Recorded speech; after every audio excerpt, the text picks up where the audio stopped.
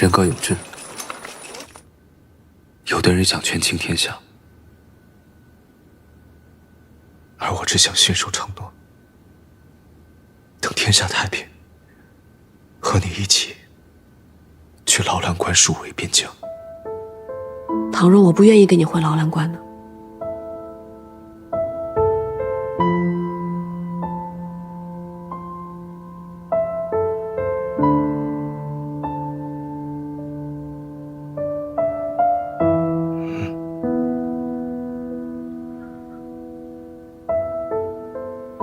我知道我不能勉强你，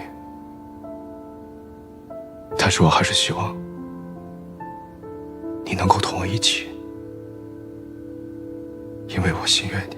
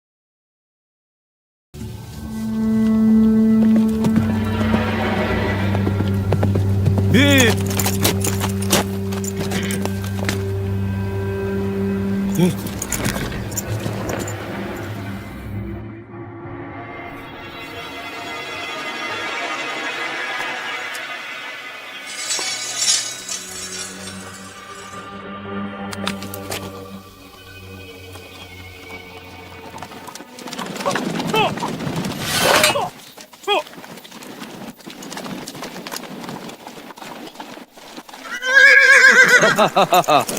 石七郎，我就知道你出关会往这边来，所以带着弟兄们来接应你来了。怎么样，够义气吧？哈哈，不像有些人把自己兄弟都打晕了。先回去，附近有埋伏。好嘞，驾！去！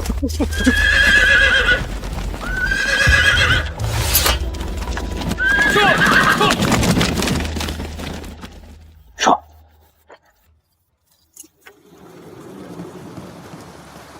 桃子，桃子，我给你带了你最爱吃的干果，给。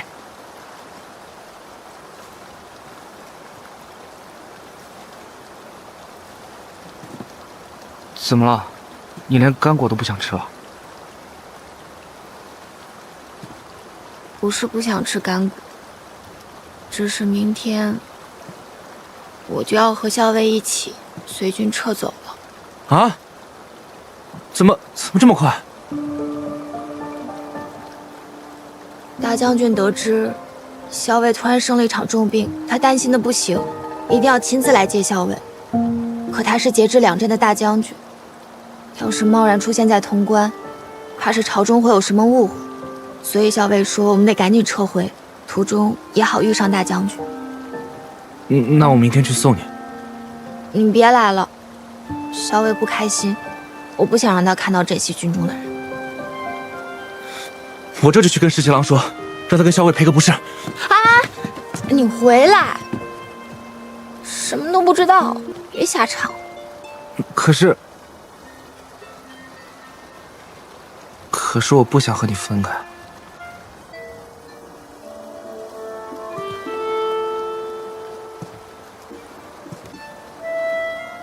梦中未必丹青见，人间久别不成悲。什么意思啊？我们家校尉说的，意思是，只要分别的够久，人就不会觉得悲伤了。我不这样认为。我只要跟你分开，我就会觉得悲伤。要是跟你分别久了，那我会很伤心的。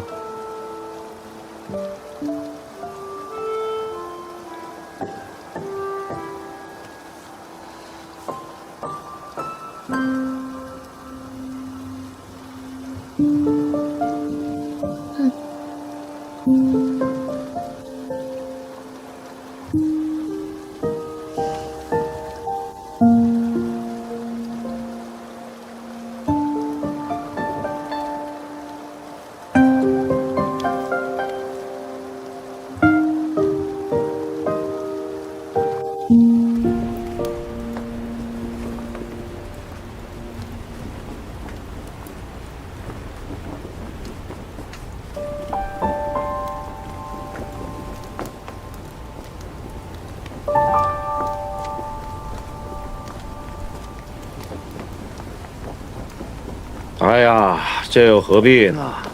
连送都不送一下，这会儿站在这儿看着空地发呆。哎，谁说我在看空地了？我在看两边山势。哼，现在看不看都不重要了，重要的是啊，一会儿等你这心里空落落的，你就知道滋味了。哎，来，昨晚派出去的人有没有查到什么？啊，这个树林里是有些痕迹，但看不出什么。那些人行事啊，还是非常谨慎。对了，会不会冲着崔小姐去的呀？我听说这个崔小姐病还没好利索呢，走的时候都坐着马车走的。你不去护送？不是冲着他，8成是冲着我来的。再说了，他被大军拱卫，他父亲又派了精兵来接应，他不会有事的。哼，我说你啊，就是死鸭子嘴硬，你不去追啊，将来一定会后悔的。哼，还是把心思放在正经事上。潼关已定，大军也该返京了。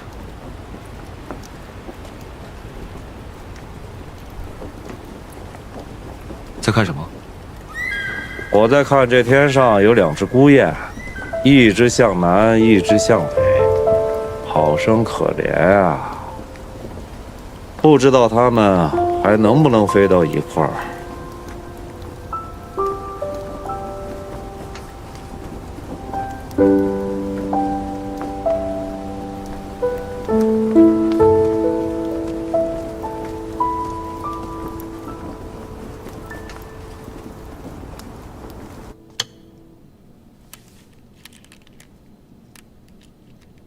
秦王奏请还朝，今日回京了。起初礼部还在议是否令百官交迎，秦王得知后给立辞了。不过今日满京城的女儿家全都涌到街头去看秦王率领大军凯旋而归，都盛传说秦王真是英勇无仇，威风凛凛呐。父亲想说什么便说吧。你打算什么时候去见秦王殿下呀？3日以后。哦，为何是3日以后啊？婉娘在等一个人，等那个人到了，婉娘才可以去见秦王殿下。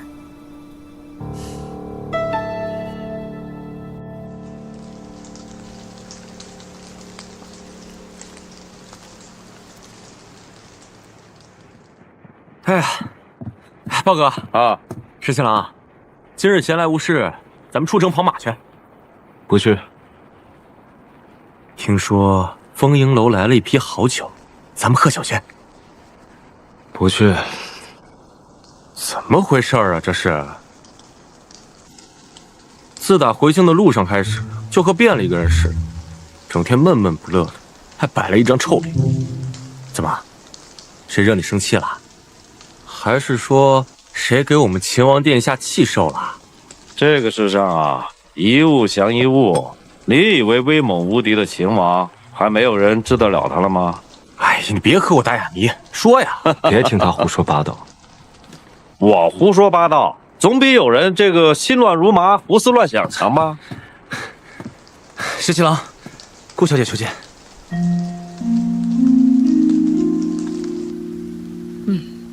秦王殿下。殿下。顾小姐客气了。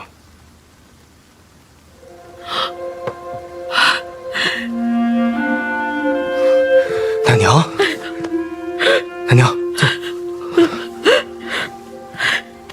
石七郎啊，你长大了。小郎君呐，已经变成了秦王。我一到京都啊，就听见城里人人都夸，说秦王好生威武，每个小娘子都想嫁与秦王。奶娘，你怎么来了？我住到乡下已经好多年了，身子不好，也没人送我到城里来。这次啊，多亏了顾小姐，不知怎么托人就寻到了我，问我想不想来看看你呀？我自然乐意呀。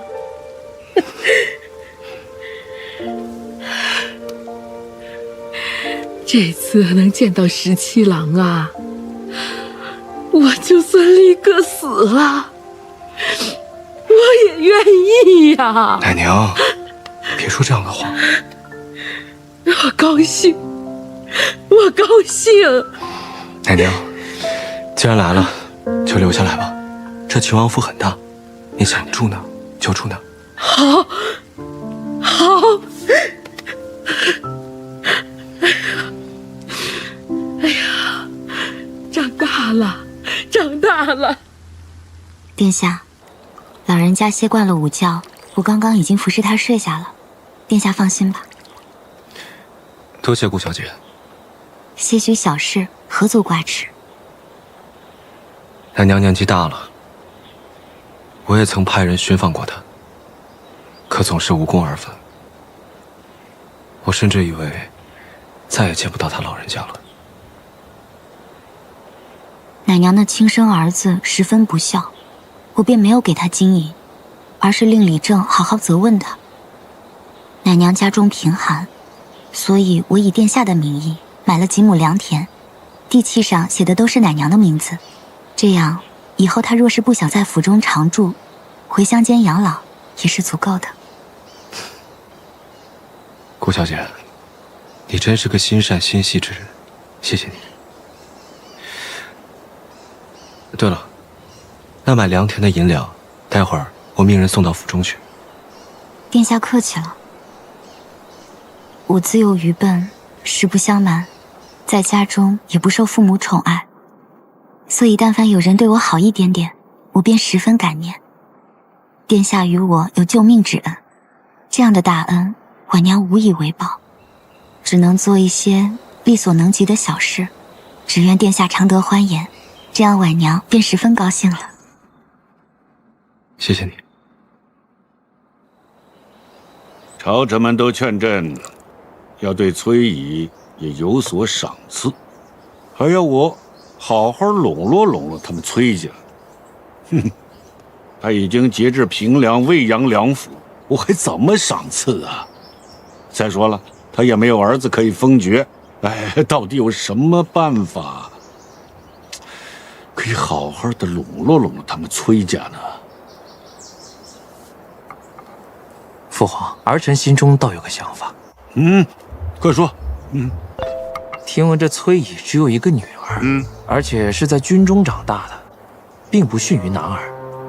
儿臣至今并未婚娶，不如父皇将这崔氏女赐婚给儿臣。如此一来，崔氏女就变成了父皇的儿媳，而崔乙就变成了儿臣的岳父。哪怕是将来让他退出东都，都是有可能的。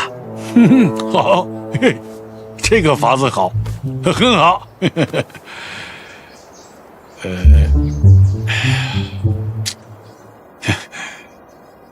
只是不知道这个崔氏女是什么样子啊？你说她从小在军中长大啊，是不是为人很粗鲁？若是容貌又丑陋，性情又粗鄙的话，哎呀，岂不是大大的委屈你了吗？儿臣是父皇的儿子，理应为父皇分忧，笼络崔家，以免君臣猜忌，这是儿臣应尽的本分。父皇放心，无论这崔氏女相貌如何，品性如何，儿臣都愿意娶了她，并且好好待她，从此让崔家对父皇忠心耿耿。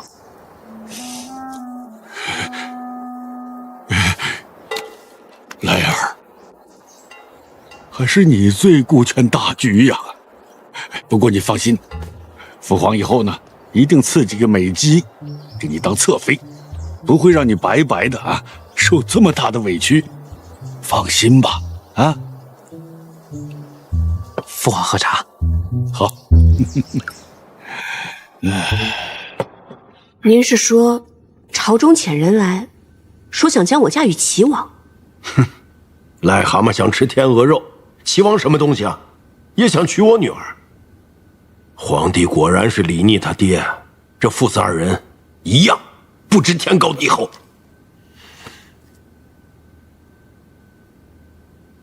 好了，不提那个不知好歹的混人。阿爹，我是想，既然朝中有人起了这样的心，那咱们不如将计就计，反将他们一军。哎呀，你的意思是？咱们大大方方的上书皇帝，就说想让我嫁给皇子，可以，但是要遵从我的意愿，要我自己从皇子中择人而嫁。那个李逆不知好歹，难道你还要嫁给他？我嫁不嫁给他是两说，但是既然朝中已经有人惦记上咱们崔家，那我们不如坦坦荡荡的行之以阳谋。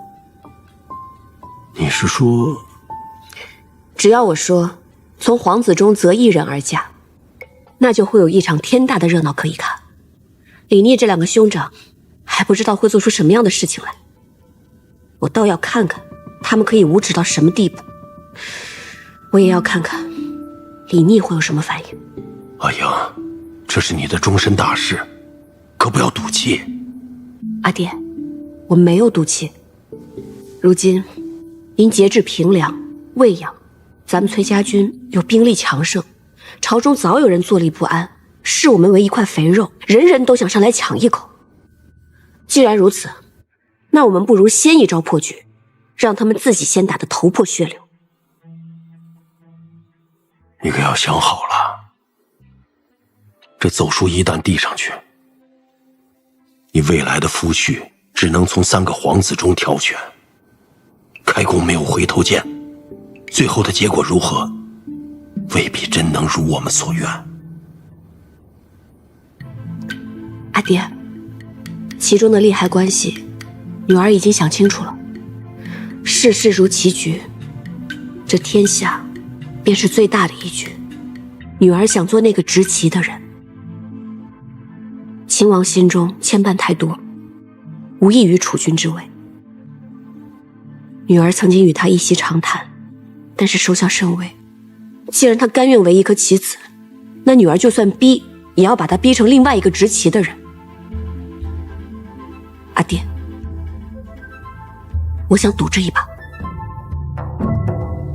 陛下，崔乙奏书中说，是陛下示意，想将其女赐婚于齐王，确有此事吗？朕确实是派人去问了一下。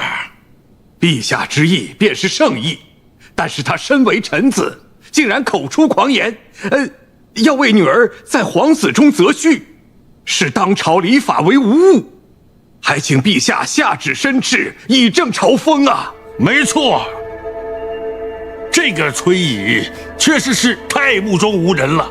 他以为皇室是菜市啊，想挑就挑。陛下，崔乙节制平凉、魏阳两府，又占据东都，朝中上下本就忧心他权势过大，无人辖制啊。陛下圣明，愿意选崔氏女为皇子妃。如今崔乙不过是婉言相求，为女儿则以皇子为婿。陛下不如应允，此举不费一兵一卒，便能收归崔家兵权，真是高明啊！朕也觉得这个法子不错。可是朕的儿子要娶他的女儿，那是他们崔家无上的荣光啊！怎么还能再上奏书说自己挑一个呢？陛下所言甚是，崔家无状，崔氏女怎堪为皇子妃呀？无人无状，陛下是君主，胸怀广阔，能容天下。崔家所为，陛下定然可以宽宥。先君后臣，天经地义，岂有臣子挑选皇子为婿的道理？你这是食古不化，不通辩理，你这是迂腐。你这样说，可对得起陛下，可对得起列祖列宗。你这是不懂礼数，你才不懂礼数，你忘了祖宗。多谢嫂嫂。二弟客气了，你们兄弟二人慢慢聊。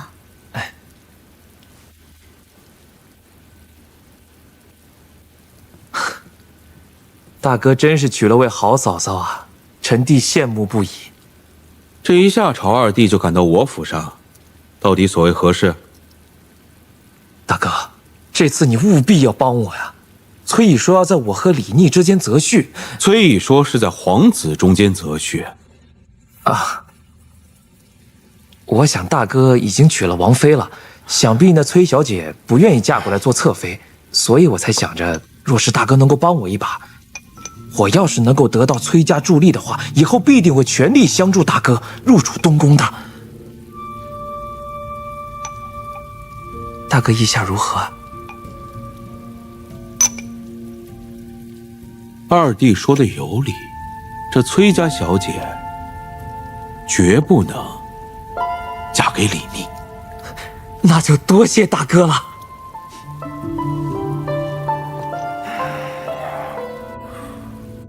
这位崔小姐，我服，五体投地，心悦诚服。你们说说，皇上要把崔小姐嫁给齐王，他多聪明啊！主动上书说自己要在皇子中选一位，这不就明摆着吗？她要嫁给我们十七郎啊！就是。哎，十七郎，你总得向他表示表示吧？啊，对，得表示一下。要的。他只是说要从皇子里面选一个，又没说是我。哎，你就别嘴硬了，人家一个姑娘家，难道要指名道姓说嫁给你啊？她不想嫁给你，嫁给谁啊？啊，对啊，她不想嫁给你，她为什么要上这道奏书呢？对呀，是啊，十七郎，对，娶崔小姐，两全其美，是吧？虽然这个崔小姐呢，她平时为人确实有些厉害，是吧？但是呢，她是崔乙唯一一个女儿，那以后整个崔家军就是由她的夫婿来管辖。那咱们说这种好事儿，能让给齐王吗？不能，对呀，不能让。但是兄弟们，这不重要，最重要的是什么？是那个崔小姐，对咱们17郎本来就颇有情分的。我觉得小裴将军说的特别对。哎，耳朵，这回你可是高兴坏了吧？啊，崔小姐嫁给我们17郎，这桃子姑娘自然就到我们王府中来了。到时候你们俩不也就双宿双飞了吗？双宿双飞！哎，17郎，就你崔小姐这嫁妆起码得有300台吧？得有。那咱们的聘礼也不能少了呀。是啊。哎，俺们村里的规矩啊，这聘礼得有一对大雁，是新郎官亲手射的。要不趁着天气好，俺们兄弟啊出城陪你射大雁去。哎，对，那要是17郎自己没射着，那大雁让我们射下来了，算不算？当然不能算了，不是说了吗？要新郎亲手射的。哎呀，当然得算了，我们是17郎兄弟，是家人，家人射的为什么不算？不能算，能算，不能算，能算，我说能算，不能算，就是不能算，不能算。哎呀，别吵了，别吵了。哎，别争了。我说跟你算。17郎，新郎官你别走呀。什么时候射大雁去？俺们兄弟好准备弓箭。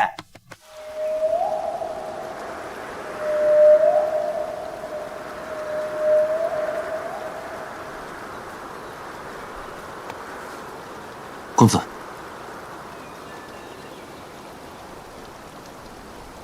公子，你说阿银上这道奏书是什么意思？大概是她并不想嫁给齐王，所以才婉言谢绝。因为她只想嫁给李宁。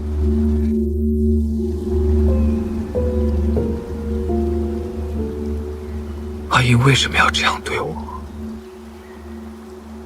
我对她一片痴心，她难道一点也看不到？公子，萧伟他其实……他一定是因为我接了结说的兵，所以才恨我。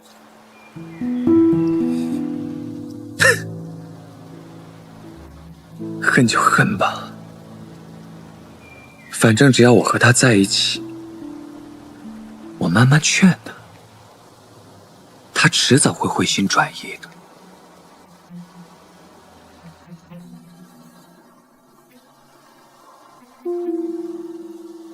我和阿银要去的地方，山清水秀，阿银一定会喜欢的。我和他就在那儿，过着逍遥又自在的生活。阿银喜欢吃的点心，你都准备好了吗？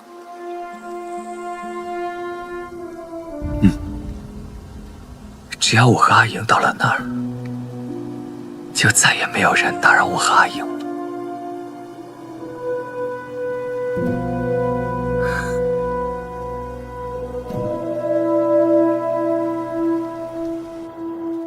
17郎，17郎，有喜讯啊！什么喜讯啊？让你这么高兴？崔小姐派人来了，约你到城外相见。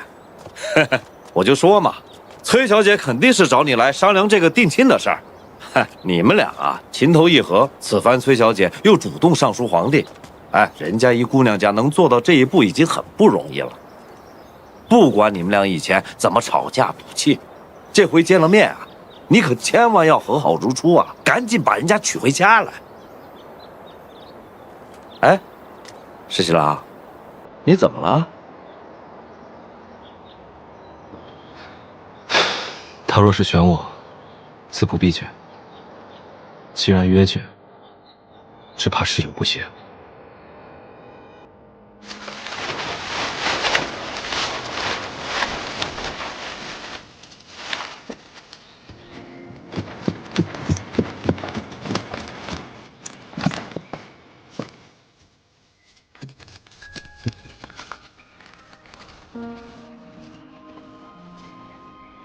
乐游原还是那么美啊！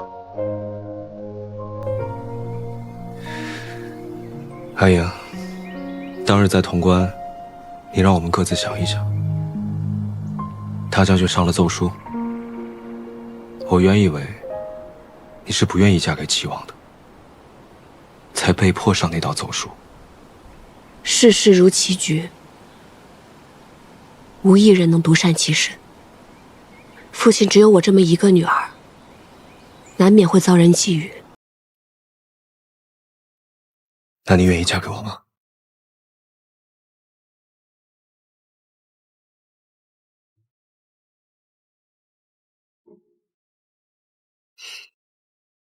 我心里自然是愿意的，但你那2个兄长会乐见其成吗？我说过，我无意与东宫楚围，我会寻回太孙，让父皇立太孙为储君，兄长他们就再无指望。你觉得你那2个兄长会甘心让太孙被立为储君吗？如果太孙一旦入主东宫，他能活过1年半载吗？有我在，我就一定能保太孙在东宫平安。就算你可以在朝中处处保护太孙，可是你能担保就万无一失吗？你是秦王，又手握兵权，到时候你的2位兄长构陷你和太孙谋朝篡位，你又如何自辩？难道你为了清白就自恃兵权？那太孙又有谁来保护呢？就算你可以带着太孙回到劳兰关，可你那糊涂的父皇被人挑唆之后一指令下，命你自裁，到时候你是遵旨还是不遵旨？等你陷入绝地，那太孙又如何保全？十七郎，这一局真龙我已经处处替你谋算过了，皆是死局，唯有你自己入主东宫，你才能有条活路。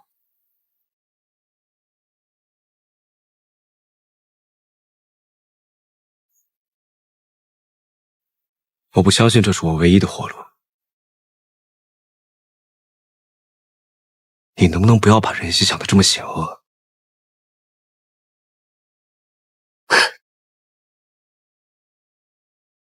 那过一段时间，殿下也许自己就会发现，人心到底有多复杂，到底有多险恶。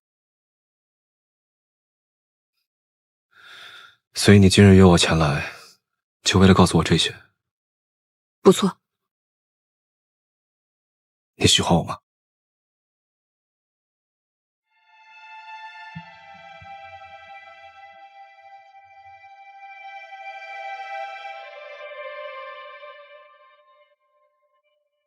有一天，我遇到一个人，他特别有本事，还非常聪明。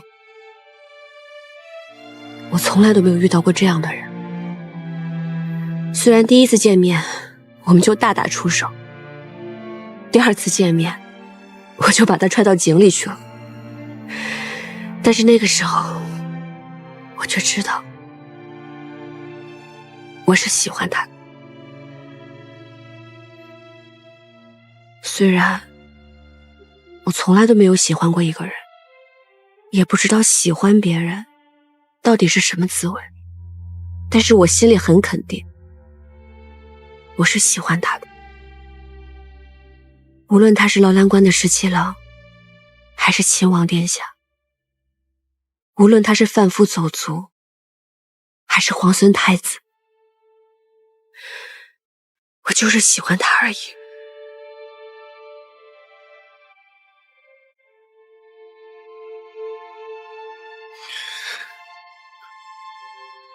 你喜欢我，我也喜欢你，但为什么不能嫁给我呢？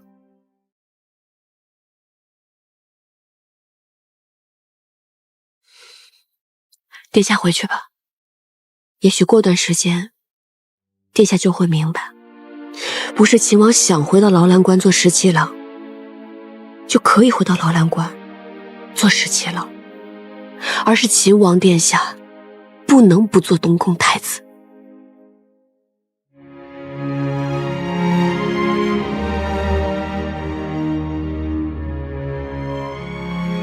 如果我不做太子，你是不是就不愿意嫁给我？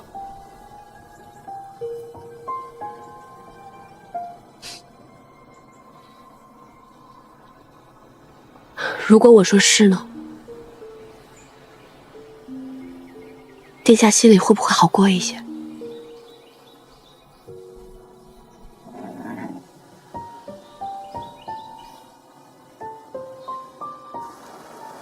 十七郎要是娶了崔小姐，那就会留在京都，那你应该也会一起留在京都了吧？那可不一定啊。这为什么不一定？那崔小姐都留在京都了，你还能去哪？也许我们家大将军不愿意把我们家小姐嫁给你们秦王呢。那不可能，你们大将军不都已经上了奏书了，让你们崔小姐自己选一个皇子，这不摆明着，他一定会选十七郎来做夫婿吗？而且他们今天约定见面，不就是为了商量婚事吗？哎，奇怪，我们家小姐跟你们秦王商议婚事，这跟我们俩有什么关系？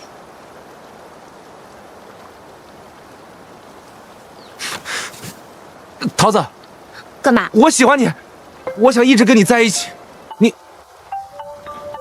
你愿意吗？我嘛，这是怎么了？啊？你们家秦王怎么突然骑马离去了？小姐还在那儿呢。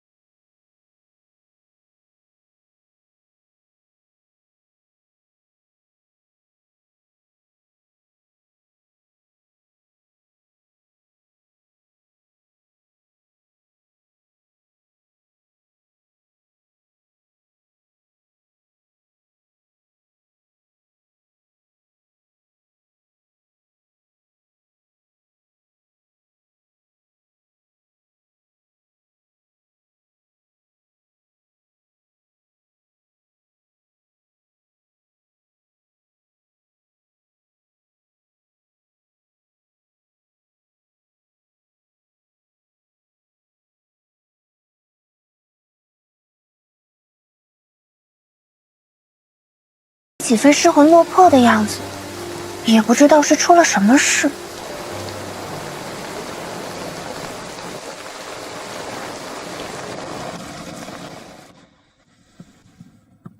殿下，殿下，信王府出事了。怎么了？信王府昨夜走水，信王妃轰了。什么？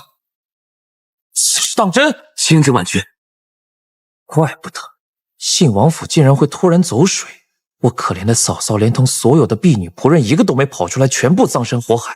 原来是有人故意纵火。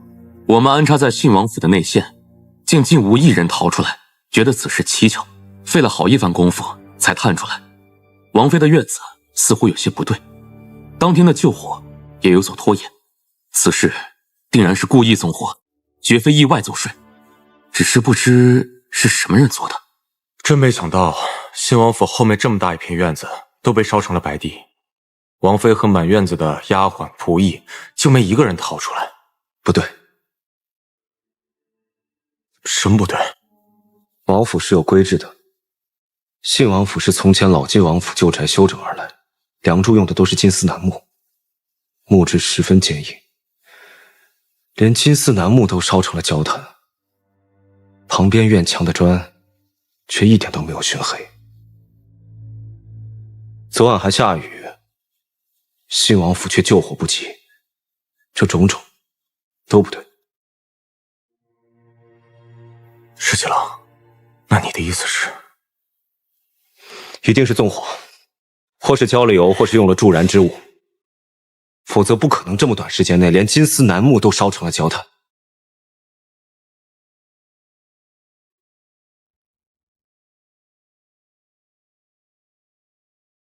既然是纵火，那么大嫂的死就另有隐情。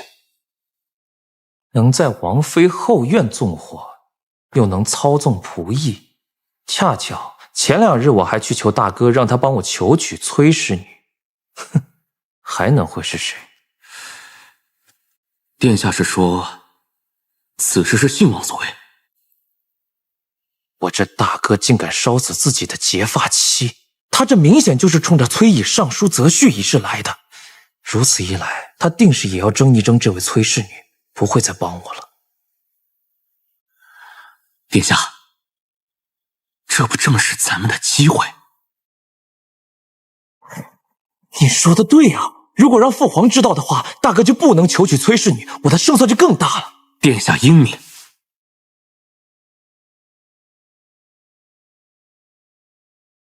我相信过2天，三弟也会对此事起疑。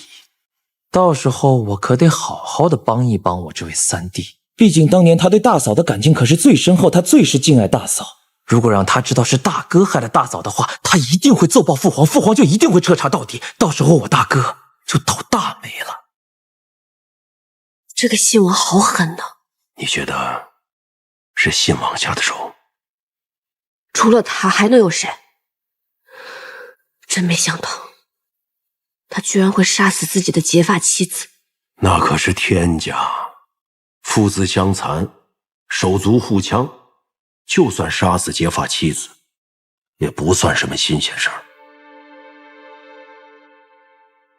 阿爹，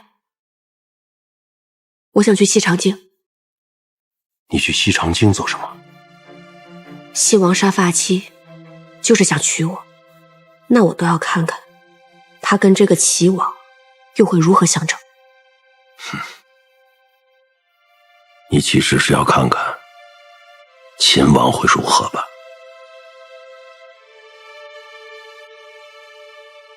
小姐，咱们今日又要去秦王府看望奶娘啊。崔乙上书要替女儿从皇子中择婿，这道奏书十分古怪。那古怪在哪里？我曾经见过这道奏书的抄录原文。若崔乙上书是想将女儿嫁给秦王，那必然是另外一番措辞，文字间也可以有所暗示，但偏偏没有。若崔乙上这道奏书不是想将女儿嫁给秦王，那这其中可能就有另一番打算了。所以小姐今日才要到秦王府去。清晨看着秦王进城，似乎淋了一夜的雨。他是一个飞扬洒脱的人，几乎从来不曾有过这副模样。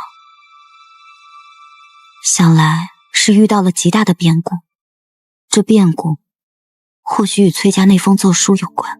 石七郎，我暗中追查下来，发现信王府并没有什么异样，特别是菜油、麻油、干柴、木炭等物，和往日的用量没有什么不同。而且我也查了历年历月信王府在油铺还有炭铺等处的账目，对着厨房还有柴房进行了清查，都没有什么不对。这要说没有助燃之物，怎么会烧成那样？这也太奇怪了。是啊，我也查了府中的仆役，查来查去也没有发现什么蛛丝马迹。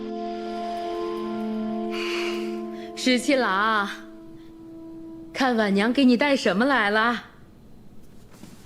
奶娘，您怎么来了？你下次要来，派人来叫我一声，我过去便是。这几步路啊，我还走得动。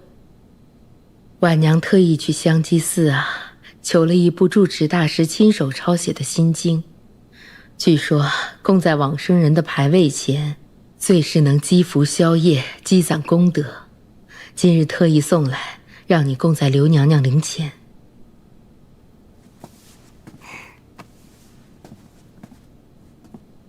谢谢。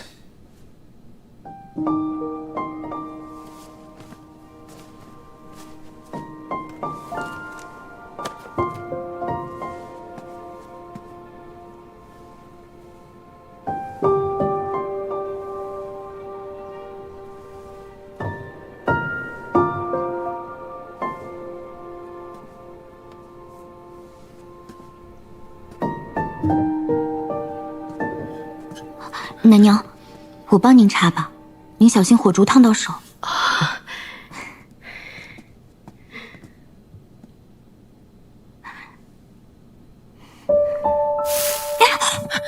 怎么了？刚刚我没留神，不小心将绣像烫了个洞，这可怎么办呀？这可真是我的罪过呀！没事，一个小孔洞而已，顾小姐不必自责。这可是刘娘娘的绣像，都怪我不谨慎。小姐，既然烫坏了一个小洞，把它补上不就行了？你那么心灵手巧，上次那柄白丸扇被我不小心弄脏了，你就在上面绣了一只蝴蝶，可精致可美了，一点都看不出来。殿下，就让我把绣像请下来，好好织补一番吧。侍七郎啊，你快点把它摘下来，让婉娘在这织补了。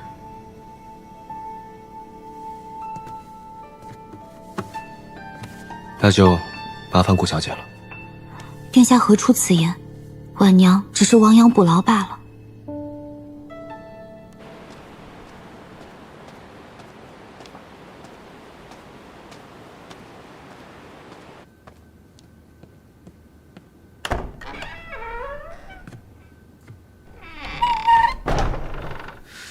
殿下，韩将军，该喝药的。谢殿下。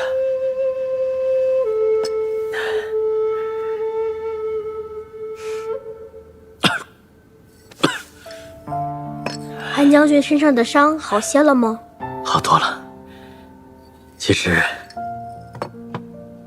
自从救出殿下那一刻，我便觉得这些伤早就无碍了。我也没想到还能再见到韩将军。当时我被孙静掳去的时候，我就想，死也要死得有气节，不能丢了我们李家子弟的脸面。没想到还能获救。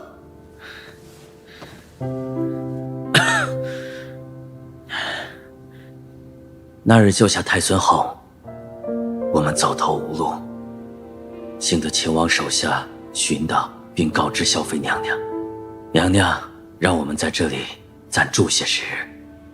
京中形势复杂，崔家携兵权自重，为势一如之前的孙敬。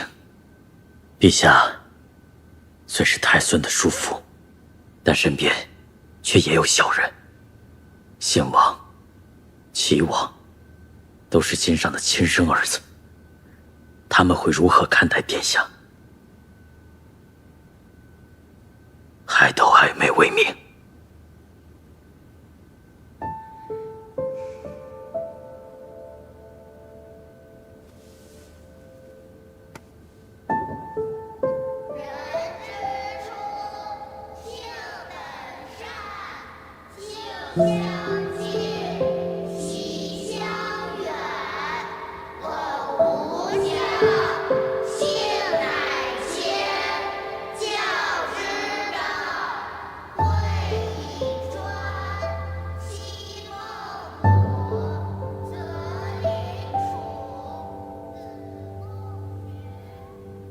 此处可还住得惯？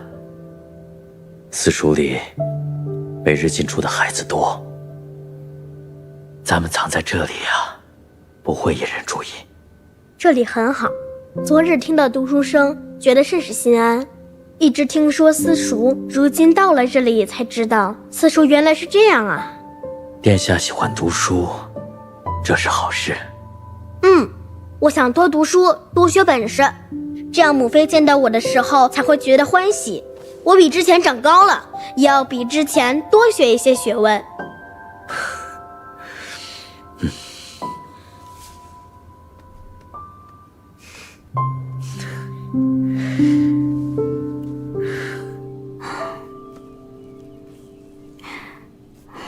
都怪我不谨慎，这种丝绸最是易燃，香头碰上去就烧坏一个洞，连里面的金线都烧断了。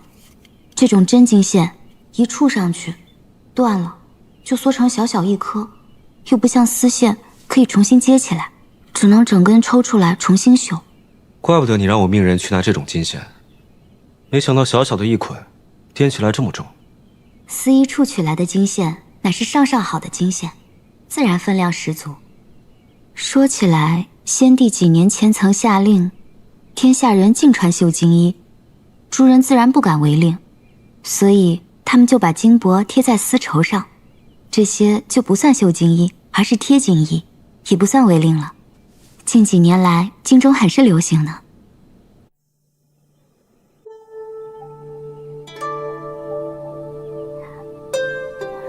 殿下，你刚说这种丝绸最是易燃。是呀。那若是很多很多丝绸放在一起，岂不是犹如油坊一般易燃？那是自然。我听说京中绸缎铺子的库房外都砌了高墙，以大缸囤水，就怕左邻右舍走水了，那可真就付之一炬，抢都抢不回来了。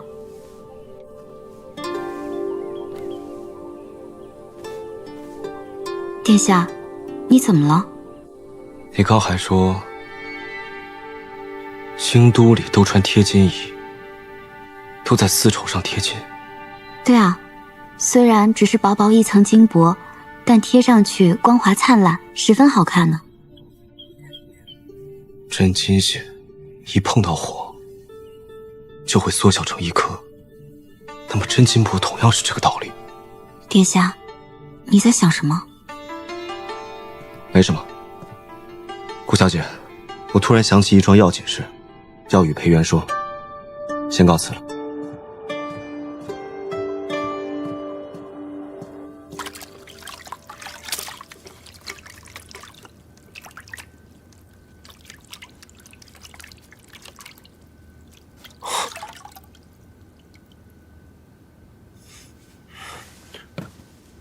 石七郎，从西王府后院挖出来的泥土里面怎么会有小金珠呢？去查一查信王府里近日有没有大量采办贴金绸缎。贴金绸缎？还有信王那些亲信们也都给我查一查，有没有同样采办贴金绸缎。好。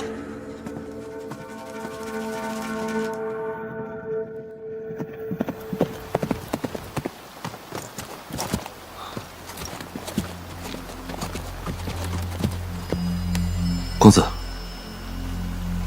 密探来报，校尉只带了一队人马，往西长京这边来了。他要进京？看着也不像，行得很慢，倒像是在等什么。他是在等李逆吗？他一片痴心，李逆怕是要辜负了。李逆这个人，真是迂腐。事到如今也不敢对阿莹说一句我想娶你。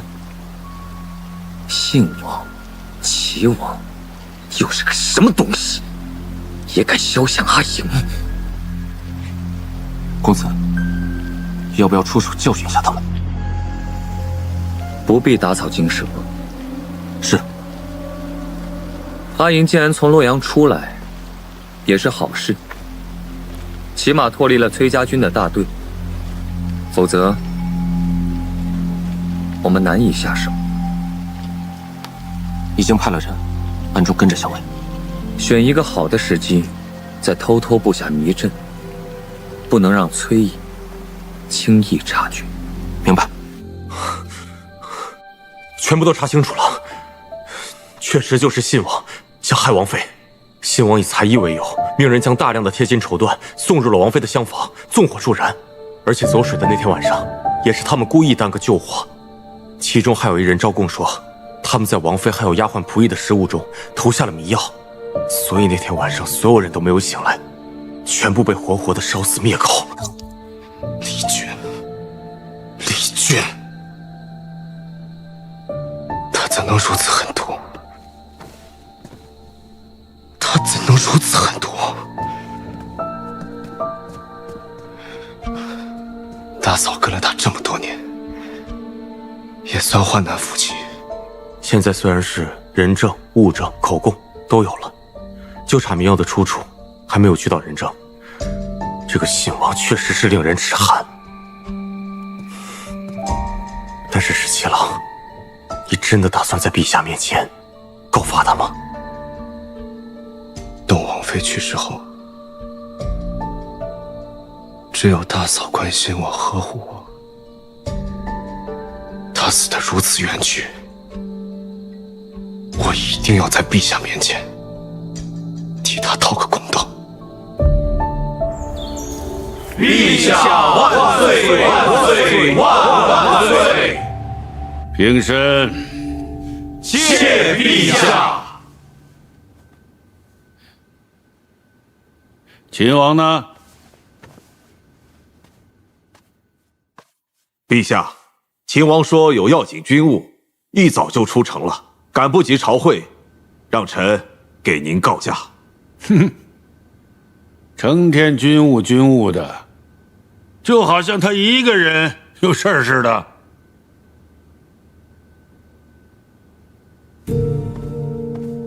陛下，崔乙上书愿将女儿嫁给皇子，臣以为此事宜早早定夺。这总不好去问崔乙，齐王跟秦王到底要把女儿嫁给哪一个？陛下，信王新官，信王也可以迎娶崔氏。卿说的有道理啊。陛下，信王妃刚刚允了不多时日，儿臣真的没有心思续弦。信王真是有情有义之人呐。有情有义之人，又怎会行谋害结发之妻、灭绝人伦之事呢？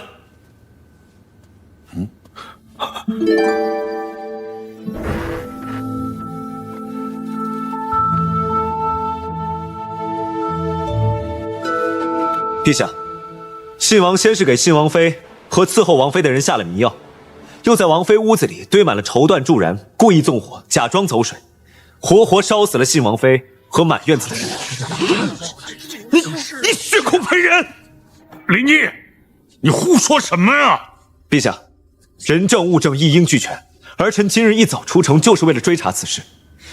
运送绸缎入府的人和下迷药的信王亲信皆已被我捉拿，信王亲信数人的口供连同人证物证已经一起送往了大理寺。陛下，他血口喷人呐！儿臣没有，儿臣真的没有干过这些事情啊！父皇，请为我做主啊！那些人证都是你府中之人，不少是父皇指派，从小跟着你的人。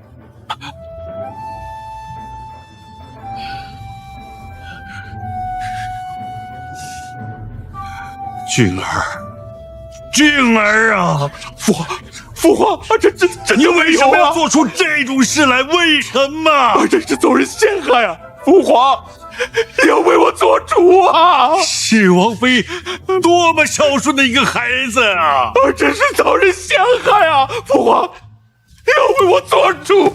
他能买出那么多人来陷害你，其中还有那么多人都是你的心腹，你以为父皇傻呀？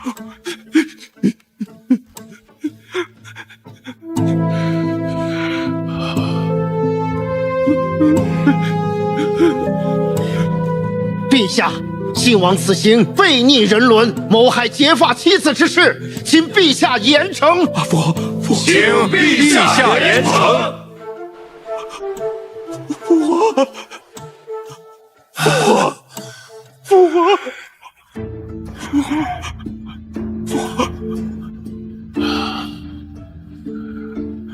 把这个逆子拖下去，关在兴王府里，不许出府门半步，让他日日夜夜为兴王妃念经祈福，消除他做的业债。父皇，父皇，父皇，儿臣没有啊，儿臣没有，你要为儿臣做主，儿臣真的没有。父皇，父皇，父皇，父皇，儿臣没有啊，儿臣没有，你要为儿臣做主，父皇，儿臣真的没有，父皇，儿臣没有。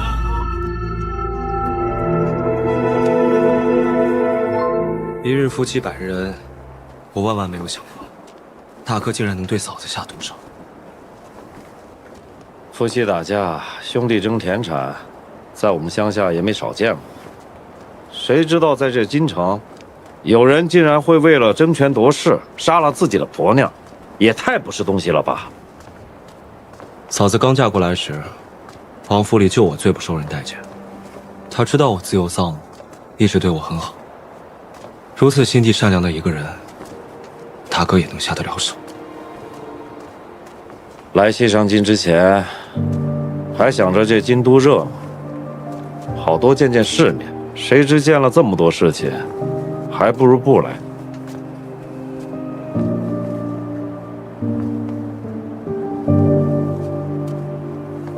哎呀，现在好怀念牢南关那个破土堆啊！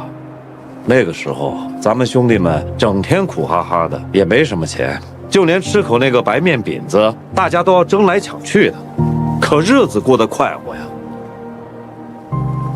是啊，那个时候真心快活。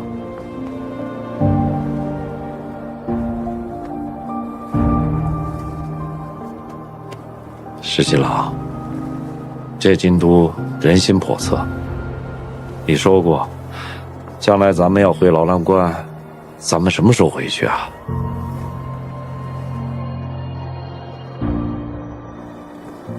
还有事情没了，待一一了之，咱便回去，再也不用理会这京都中的勾心斗角了。走吧。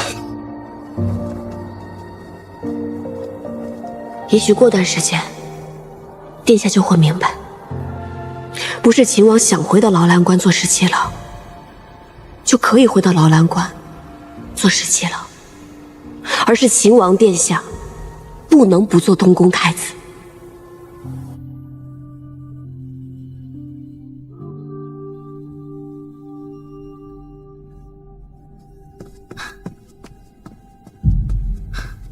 石七郎，桃子传信来，说崔小姐等着，乐园相见。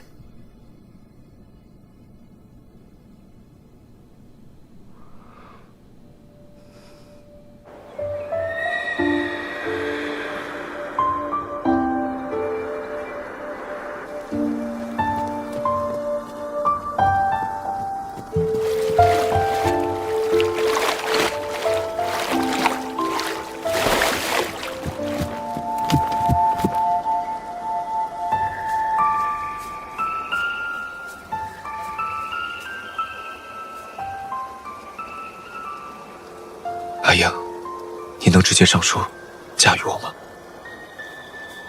十七郎，你还看不明白吗？我跟东宫之位，要么你都要，否则你一样都得不到的。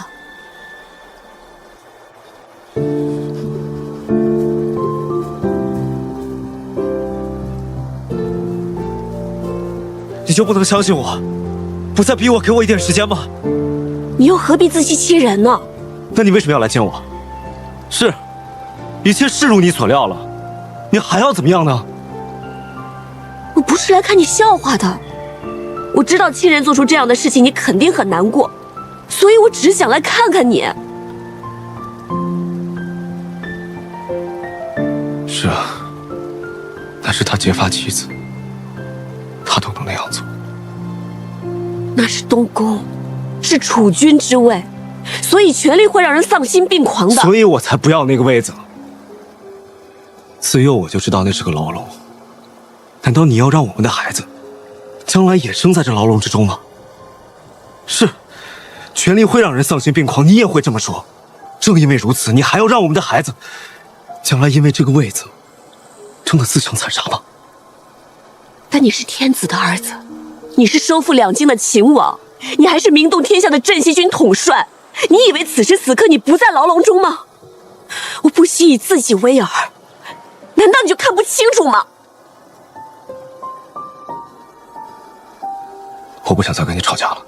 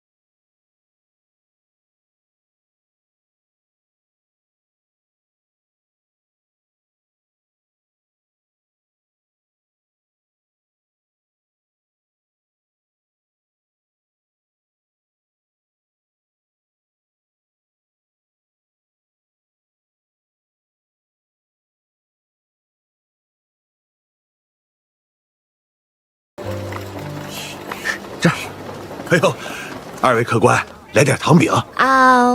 我要吃，哎，要2个这个，再要2个这个吧。哎，好好好。二多，你说这次小姐为什么要独自去见秦王，不让我跟着呢？她是不是有什么事情瞒着我呀？不会吧？你们家校尉对你那么好，他不会有事情瞒你的。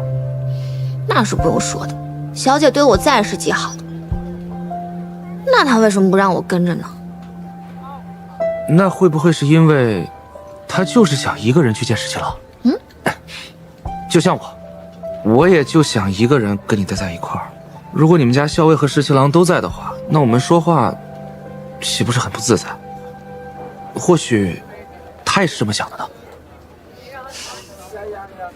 你什么时候说起话来嘴这么甜了？我没有嘴甜，我就是实话实说而已。桃子，我有个问题想问你。你问吧。上一次我在乐游园问你的问题，你还没回答我呢。你到底愿不愿意？傻子，我要是不愿意的话，还能坐在这儿跟你一起吃点心吗？也是，也是。吃吧，好吃吧？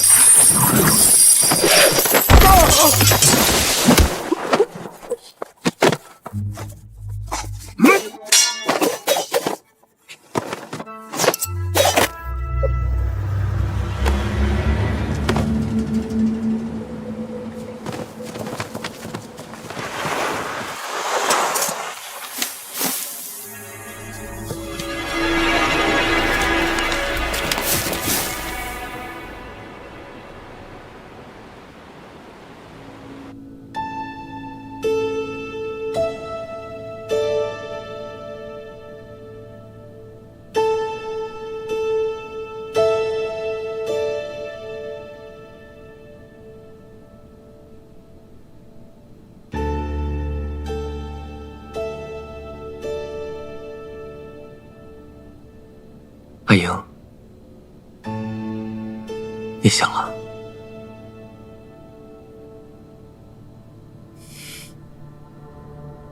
是你。我已经找人给你换了干净的衣服。阿莹，是我将你带到这个地方来的。你放心，这个地方山清水秀，就如同世外桃源一般。我们2个人一起生活在这里，不问世事，逍遥快活，也不会再有人过来打扰我们2个。岂不妙哉？你给我下了什么药？阿莹，你可千万不能动气，这样对你身子不好。你现在这个样子就很好，只要你乖乖听话，我一定不会伤害你，也不会去伤害你的父亲。你这个与剑术勾结的狗贼，还要伤害我父亲，我跟你不共戴天！你看你，好好说话，怎么又生气了呢？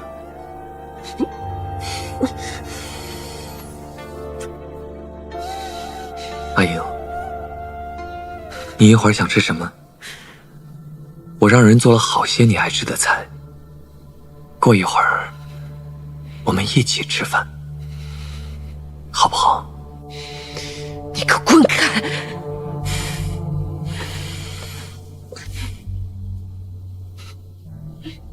阿莹，从今往后，每一天，我们都一起吃饭。我会时时刻刻陪着你，好吗？你会答应我的，对吧？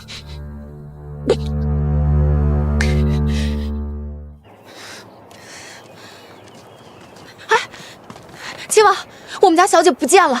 那天你说她回去了以后，我就一路找寻，生怕走岔了，直到赶回洛阳，我都没有找到她。大将军很着急，派出人马到处找寻，也没有找到。我才抱着万一的希望来找你的。你说她现在能去哪儿啊？桃子，你平时怎么找到你家小姐的？我们家小姐从小就用同样的香料，我只要用特殊的引子就能找到她。可是这一次，无论如何我都没有办法。这么说，劫走她的人必然熟知这些细节，才能提前做准备，不让你发现。那这个人会是柳成风。洛阳与乐游原之间，地势广阔，有无数的城廊林木，想要将一个人藏起来，并不是难事。如果真的是柳成风劫走崔小姐的话，那就糟糕了。他8成不敢久留，应该是带着崔小姐远走高飞了。人一定不会被藏得太远。为什么？因为阿莹太过聪明了。如果掳走她之后，还要带着她走很远的路，一路上要毫无破绽，太过不容易。柳成风对阿莹执念很深，以他的心机，肯定提早在洛阳附近布置好了安身之处。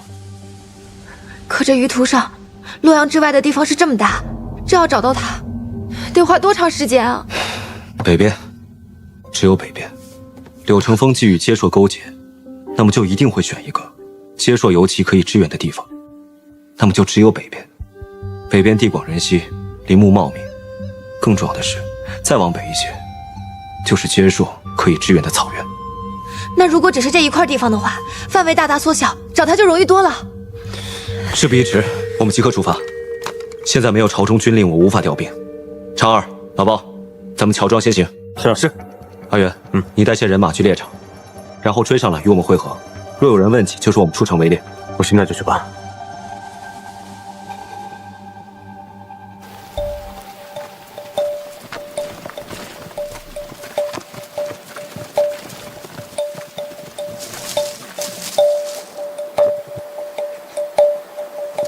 怎么样？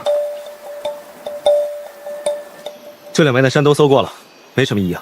崇山峻岭，人烟稀少，不好找。石七郎，俺倒有个法子。什么？原来俺们兄弟占山为王的时候，也担心官兵追查俺们的行踪，所以平时行事也是尽力遮掩。但有一件事是无论如何都遮掩不了，那就是人活着一定得吃盐，而贩盐的人是怎么都不会走到这大山深处的。柳成风要挟持崔林，那他手下人一定不少。这穷乡僻壤、附近乡县卖的盐都是有定数，一般乡民们根本吃不起盐，他们每次换盐只会换一点，根本不会多换。我们分头查访附近的乡县，看看卖盐的地方有没有外人来买盐，而且数量还不少的，就可以追查下去。哎，行。来，先把药喝了吧。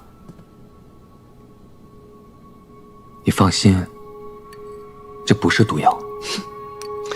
不是毒药，是会让我全身无力、便于软禁我的药，对吗？阿莹，我是真的为了你好。别跟我假惺惺的说这些。你但凡顾及我半分感受，就不会跟接受人勾结，更不会想要暗害阿爹。我也是逼不得已。如果你早早的嫁给我，我自然不会和接受人有任何瓜葛，我也自然会好好孝顺阿爹。不过没关系，只要你现在跟我在一起，我便心满意足了。不论你怎么打我、骂我，我都甘之如饴。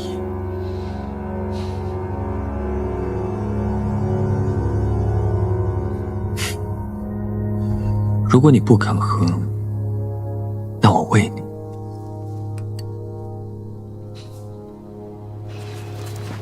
老三这次立了大功啊！没想到到县城一问，根本没有外地人来买盐，但是隔着几十里的浣山县，前阵子被人买走了不少的盐，所以县上的盐都是被借到浣山县去卖了。哪儿当的二哥这么夸我？都是运气，运气！你看，这浣山县的盐又不见得就是柳成风买的，这怎么就说自己运气好？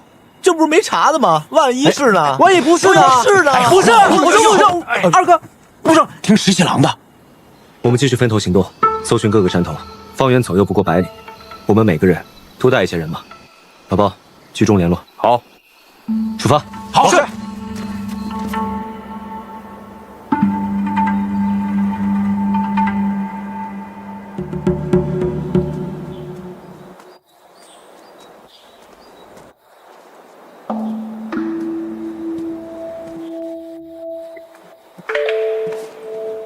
公子，附近乡间似有陌生人，还在外头的哨探，还看到了马蹄印。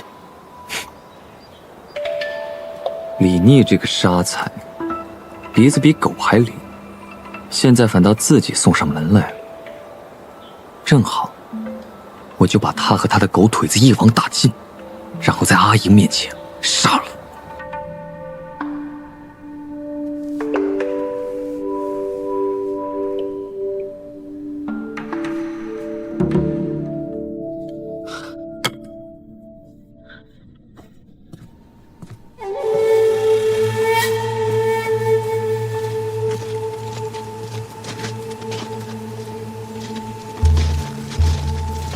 就是这儿了。石七郎，现在怎么办？先不要惊动，你去发信号，我进去探一探。好。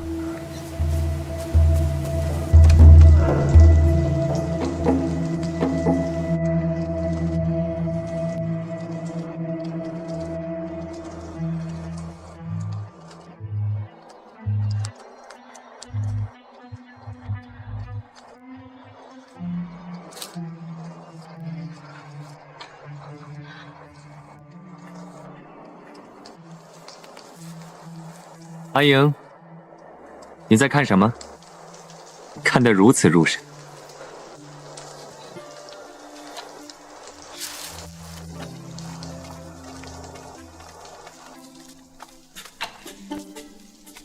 你快看看，我给你带什么过来了？我知道，上一次在常州，咱们的喜事被搅了局。我知道你也很难过，所以这一次，我就精心挑选了这么多喜服。你挑一件你喜欢的，咱们欢欢喜喜，拜堂成亲。柳成风，你知不知道你自己在做什么？我在准备和你拜堂成亲呢。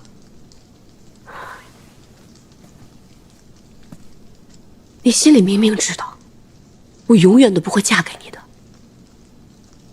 你我从小一起长大，我把你当作亲生兄长一般，在我心里，你就是我的哥哥。够了！你不要再拿这种话来搪塞我。你父亲从未把我当成亲生儿子，我也根本就不是你的哥哥，都是因为李逆。如果没有李逆的话，你早就嫁给我了，你也绝不会说出如此冷酷无情的话。有没有李逆，我都不会喜欢你的。父亲曾经不止一次地问我，想不想嫁给你。他觉得你我从小一起长大，你处处照顾我。阿爹在想，如果有一天他离开了这个人世间，留着我一个人会不会孤独？如果有你来照顾我，他或许可以放心。但是我告诉阿爹，我是不会嫁给你的，或者说那个时候，我也没有打算嫁给任何人。可是你却向皇帝上书，要从3个皇子当中选一个嫁。你骗我，你根本就不是不想嫁人，只是根本就不想嫁给我。我没有必要骗你。有一度我确实不想嫁人。世间女子如此苦，来这世上走一遭，如果没有人懂我知我，我为什么非要嫁人？我自己一个人快乐自由的活着，难道不好吗？我难道不懂你，不知你吗？你从前对我很尊重，也对我很好，但是那不是懂我，也不是知我。在遇到李逆之前，我觉得自己一个人挺好的，但是遇到李逆之后，我只想跟他在一起。阿英，我喜欢你都喜欢成那样了，你为什么说这些话来伤害我？是不是因为我跟接说人结交，所以你才特别生气，才特别恨我？我只是想要活下去。如果我死了，你会记得我吗？你不会，你会马上把我给忘了，你会把我抛出脑后，你会嫁给李逆，让我过着幸福快乐的日子。你会永远忘了我的，你会永远忘了我的。所以我不能死，我不能死，我不能让你嫁给李逆，所以我才去找了接说人。公子，这也许是我最后一次再叫你公子了。因为从前那个爱护我、让我尊敬的兄长，他已经死了。他死了，他死在那条河里了。你当然有权利选择继续活下去，但你为了活着去找接说人，你不能说是为了我去找他们。说来说去，如今这一切，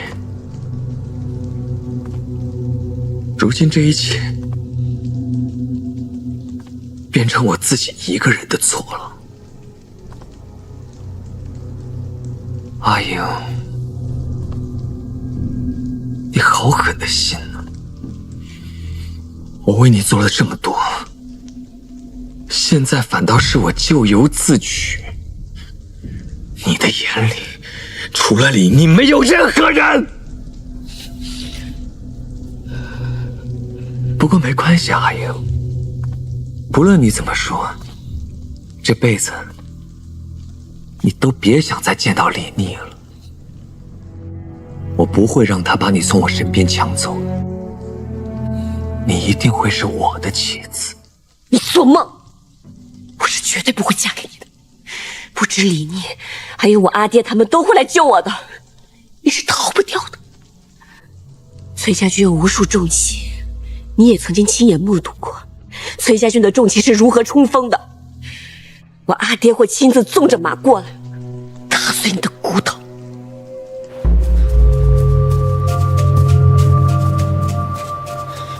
十七郎，老包那边准备好了，就等上钩了。做好准备。是。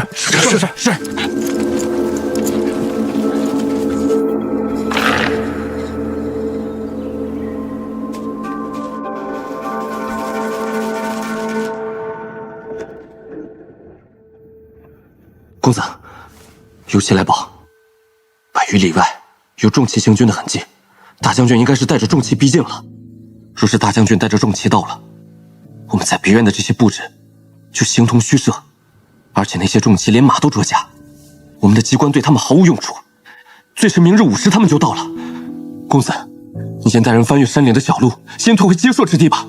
我守在这里，就假装您和校尉仍在别院之处，我拖住大将军。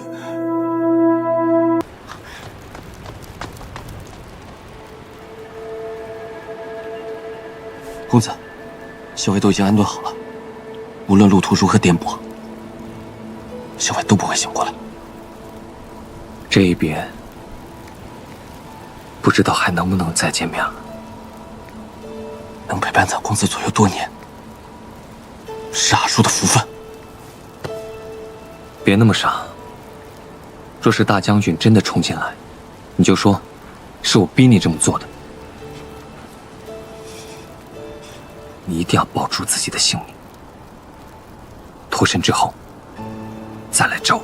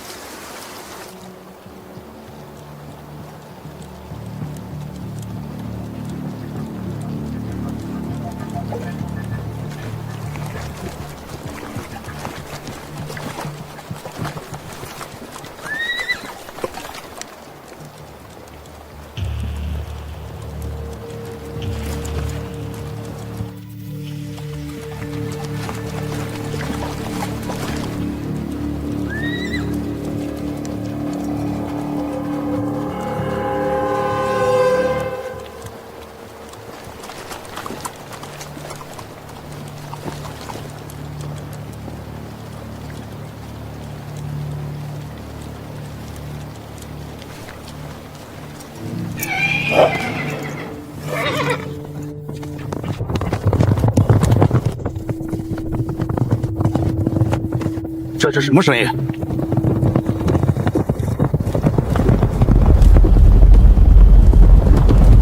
是崔家军的重骑在冲锋。什么样的重骑，竟然大地都震动？那是崔家军能号称定胜军的底牌，没有什么可以阻挡得了崔家军的重骑。不论是什么人，不论是什么阵法，在崔家军的重骑面前，都会被踏平的。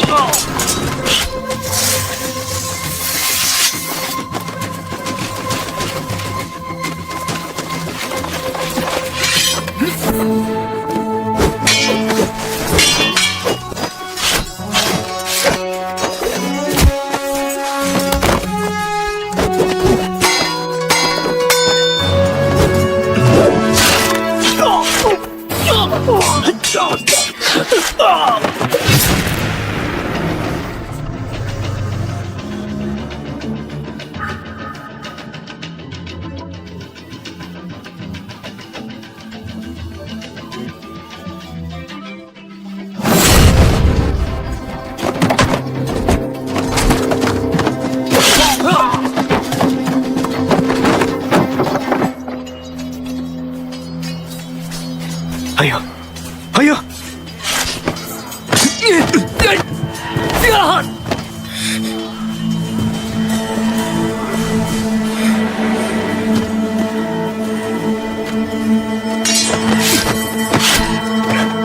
快走！走啊！走啊！听到没有？快走啊！快走！这姓柳的还有用，带他一起走。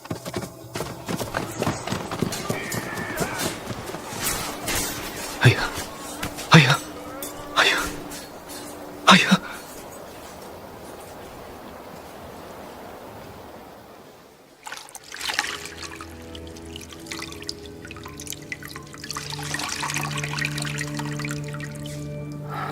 阿莹啊，以后可不能再这样了。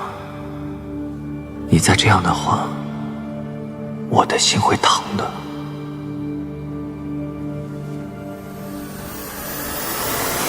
石青，我在，我在。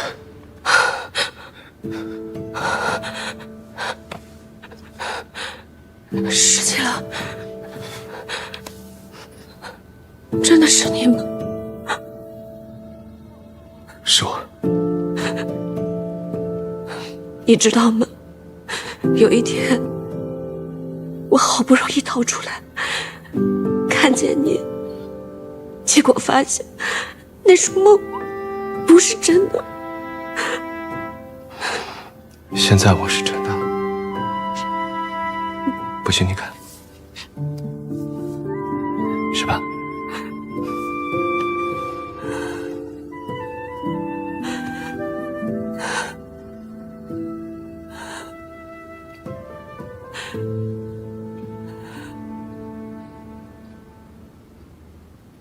我们把这个方圆100里啊能找到的牛，通通都给拉过来了，在这个牛肚子上啊绑上树皮。你们不知道啊，这牛冲起来的时候啊，地动山摇，那别院里的人啊，一看还真以为是崔家军的重骑，吓得一个个啊都大喊：“地生军的重骑来了！”那场面真是壮观带劲儿。那你这伤是怎么回事？哎呀，你就甭提了，啊！当我骑着这牛冲过去的时候啊，这接受人是慌乱了一阵子，可一看啊，这不是重骑，哎，这就来劲了。这打着打着呀，我就看着这个阿树要跑，我就去追，这一不小心，这不就受伤了吗？你就吹吧你，你那叫受了点伤吗？我跟你们说啊，鲍大哥这回伤的可重了，你这以后1年半载的可不许跟人动武了，否则你内脏破损了，到时候大老沈家都救不了了。哎，这不让我打架，可比那个不让我喝酒更难。哎，那酒也是不能喝的，你就只能吃点花生米了。多吃点花生米，多吃点花生米。我说耳朵啊，你赶紧把人家桃子姑娘娶回家吧，免得她这一天管东管西的，我可受不了。哎，就是。哎，你这就说的不对了，这怎么桃子姑娘嫁给耳朵了，就不能管东管西啦？哎，不是，对，你没明白鲍大哥那意思。桃子姑娘嫁给耳朵之后啊，那天天就是管耳朵了，没工夫管咱们呀。是啊，哎，桃子姑娘仗义，到时候就算嫁人了，我们受伤了，能不管咱吗？别！哎呀，天灵灵地灵灵，我可不想受伤啊！桃子姑娘，我永远不用你管啊！我们都不会让桃子姑娘操心，桃子姑娘最应该操心的是要和长儿生几个娃，对不对？没错。哎，别走，桃子姑娘，生几个？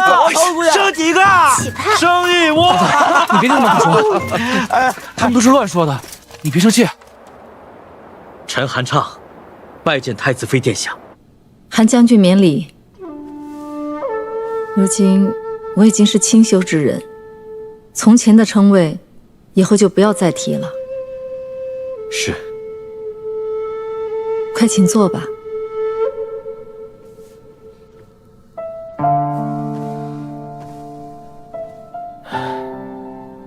太孙殿下一切皆好，听说臣要来见你，十分欢喜，只盼着有一天能亲自来拜见你。他一定长高了许多吧？京中形势复杂，不然就悄悄带他来见你了。秦王曾答应过我，一定会辅佐太孙，继承大统。如今您仍然觉得秦王可信吗？我仍觉得他可信。前王可信，献王与齐王却野心勃勃。献王居长，齐王嫡次，前王偏又功高勋重，急招忌惮。献王是个薄情寡义之人，这个人冲动易怒，行事狠毒，却又不太聪明。从他杀害结发妻子之事便可看出，我只希望他这一辈子都被关着。是，臣会联络朝中中人太子的旧臣，不会让献王轻易被放出来。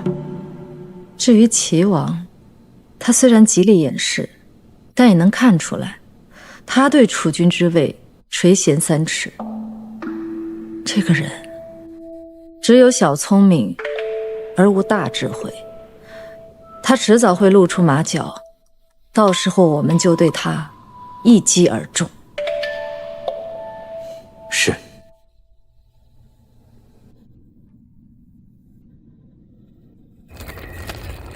来尝尝，崔小姐，来尝尝我们镇西居的烤黄羊。谢谢，我尝尝。吃，真好吃。哎，石七郎，是吧？石七郎，有件事儿我们一直瞒着没告诉你。什么事啊？是不是又瞒着我偷偷去丰英楼吃酒了？不是，之前啊，我不是找你要过几次银子吗？说是去丰英楼吃酒，其实不是，我们把钱啊都花在别的地方了。包哥，你别这么说，你这么一说，跟俺们把钱花到什么见不得人的地方似的。啊，花钱还能花到见不得人的地方？那什么地方啊？哎，那丰英楼的桃子，你赶紧吃羊肉啊！对，吃羊肉。哎，是这样，知道。我们啊，花钱救了个人。对，我们救了个人，哎，不对，我们救了2个人。对，2个人。对，救了秦娘子和她的女儿小喜儿。这世道不好，一直打仗。秦娘子的丈夫借了黄庄的粮还不上，这活活被打死了。哟，那秦娘子是卖艺都没还清欠债呀。班主要逼她做暗娼，还要卖了她的女儿小喜儿。小喜儿才4岁，能忍吗？不能忍。我们一商量，就凑钱给秦娘子赎了身。我们把秦娘子啊，就安排在我赵二哥老家的乡下，还搭了3间茅草屋，就在宜州巨县旁乡3里冲赵家村。3里冲可是个好地方，有山有河，哎，那河里还有好多小鸭子。小鸭子，对呀，它就能下蛋。哎，这小鸭子又能孵小鸭子。石七郎，到时候咱们就一起啊，跟你回楼兰关。对，回楼兰关，都去3里冲。石七郎，我们都商量好了，等以后老了不打仗了，我们呀都从楼兰关回3里冲。你要是闲了，就来看我们吧。来看我们。石七郎，你吹的牛，我们帮你圆了。16亩良田，4头上等黄牛，我们帮你准备好，都准备好了。既然如此，那就好，一言为定。一言为定。老了河水18万，1万就是大银松产，银松产一儿美，比不上姑娘的狗儿美。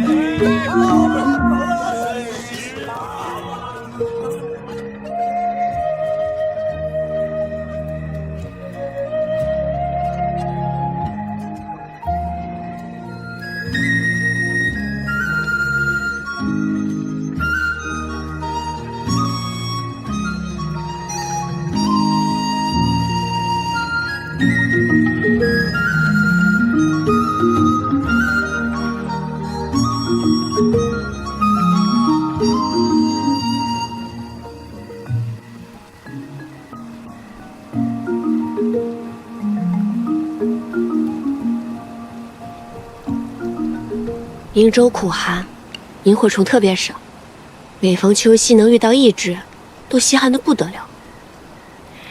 可是，偏偏在我出生那晚，从窗外飞进来1只萤火虫，就停在我的襁褓边上，一闪一闪，莹莹发亮。所以阿娘就给我起了这个乳名，叫我阿莹。原来你的名字是这么来的。嗯。我的名字呢，是宗正寺给我取的。字面意思挺好，希望我将来能够聪颖，所以名为逆。但到底我也没有一个乳名。乳母从小就叫我17郎，所以叫着叫着也就传开了。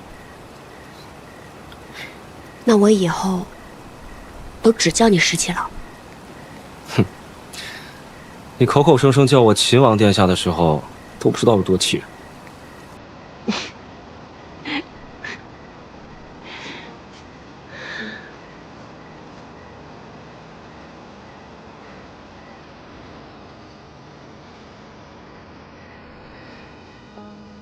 小的时候啊，阿爹知道我喜欢萤火虫，就总是跟我说：“阿莹，我给你捉一只萤火虫，你就答应我一件事情好不好？或是让我背书，或是让我写字。”但我总是耍赖。我告诉他：“阿爹，捉1只萤火虫可不行，你要给我捉回来100只，我才答应你。”但是阿爹实在是太忙了，他哪里有功夫真的帮我去捉？所以我从来也没有见过100只萤火虫在一起的样子。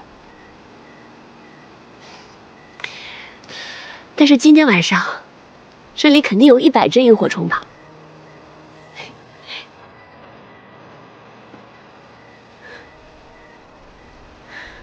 师兄，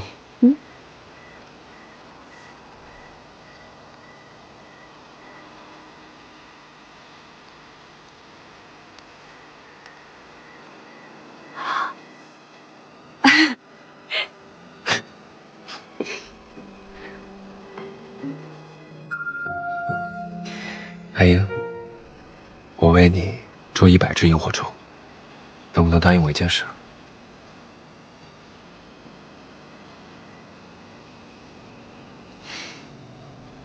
我不会答应的。就算你捉1000只、10000只萤火虫给我，我都不会答应。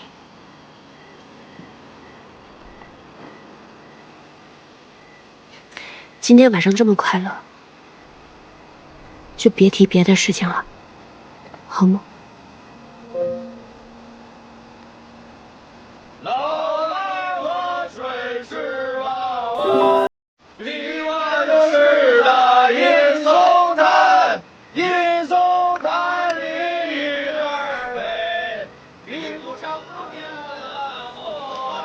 摇篮河水18弯，这首歌真好听。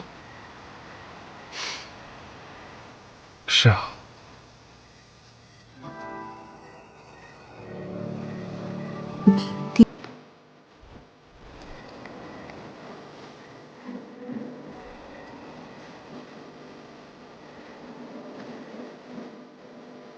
多希望这样的时光可以长久一些，再长久一些。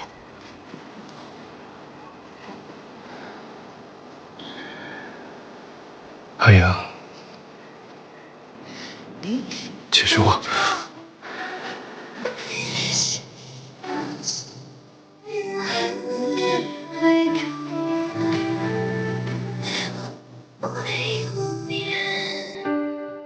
想说的话汇成花卷，一卷一卷。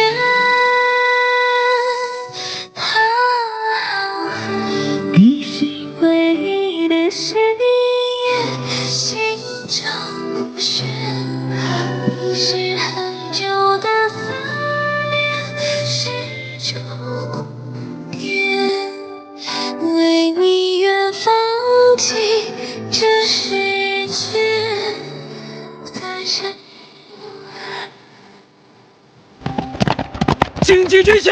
紧急追击！接硕攻破了白水关，白水关是哪儿？陛下，白水关是连州的紧要之地，是我朝至北最要紧的门户。白水关之后是燕州、涿州，无险可守，只能据盲河抗敌。接硕的铁骑甚至可以直入朔州腹地了。陛下，这白水关是如何失守的？那可是据守接硕的重要关隘啊。平凉大将军崔乙本该有重兵在那儿驻守。据急报，白水关的守将就是被崔乙的养子柳成风劝降，投降了接硕。白水关以南的城池烽烟处处，被接硕的铁骑蹂躏践踏。更详细的军报还要再过几日才能传入朝中啊！臣听闻早先几日，那崔乙亲自领兵离开洛阳，一路向北。崔乙此举意欲何为啊？既然破白水关的是他的养子，那崔乙倘若早就跟接硕勾结，那现在恐怕山河危殆呀！秦王呢？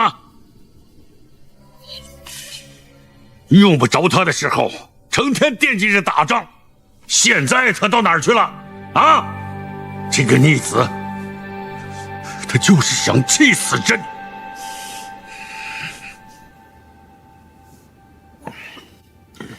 大哥，父皇心中还是偏疼你的，只不过近来朝中群臣又蹦出来了，说是对大哥要严惩，光是幽禁还不够，要削了大哥的王爵。父皇一听也不乐意，但是也不好公然回护大哥。这都是李逆在从中作梗。对了，大哥，父皇这回是真的恼了李逆了，今日还破口大骂了，说李逆不奉旨就出京也就罢了，在回京的路上还特意跑到大哥的皇庄去抢了大哥的粮仓，分给了那些佃户。欺人太甚！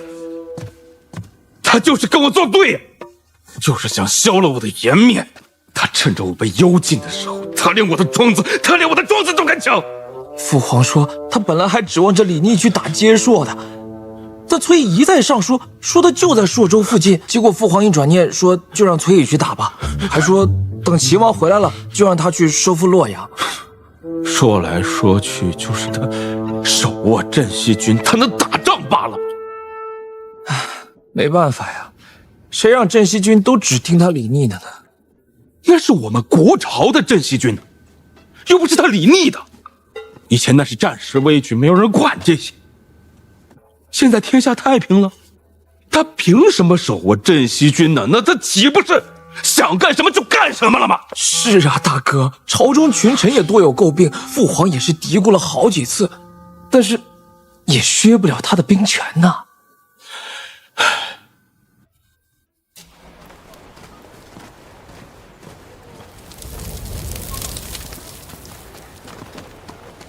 爹，好，平安就好。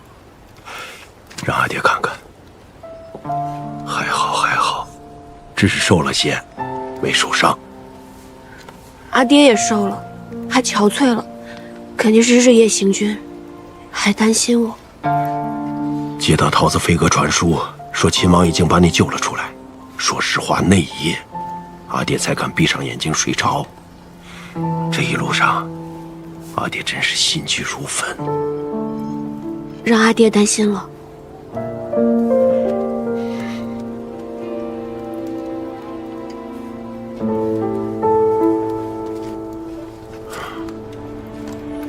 秦王怎么不进营啊？是惧怕我们崔家军的军威啊？阿爹，秦王是送女儿过来跟您会合，他马上就走了。看看他那样子，只怕连根汗毛都没掉，也好意思说为了救我女儿奔忙。阿爹，他为奉诏就带兵出京，已经很冒险了。叫他那糊涂的皇帝老爹把他脑袋砍了才好。阿爹，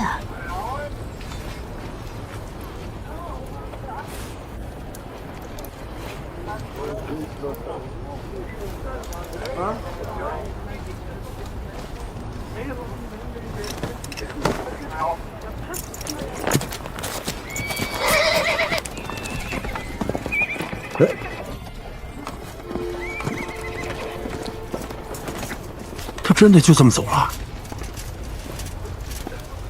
人家救了你啊，你都不去送送啊？阿爹，您刚才还说呢，让人家糊涂老爹把他脑袋砍了才好。那是一码事归一码事啊，人家还救了你的命，你怎么不去送送啊？算了，没什么好送的。我就说，哎呀，他们李家个个都是糊涂蛋。阿爹，您现在到底向着谁啊？哎呀，真是无可救药，无可救药。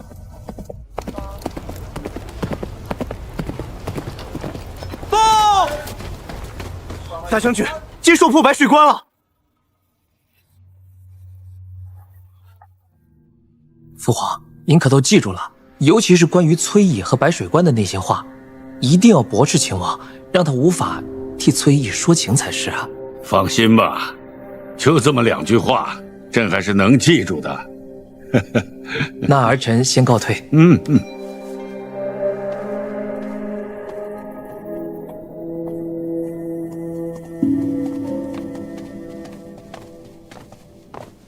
殿下到了。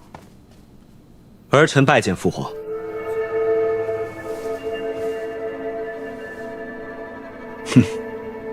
你还知道回来啊？此番围猎，的确是走远了些。你口口声声围猎，怎么会围到你大哥的庄子上去了？而且把你大哥庄子上的粮食都给抢了？儿臣正想问父皇，为何在朝中与百官言道，想要解除信王的禁足，这才幽禁没有多久便要放出来，如此徇私枉法，天下如何看待？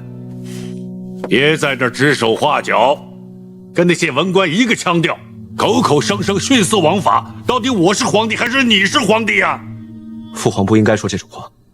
别在这里教训朕。儿臣不敢。不敢？你敢的事可多了。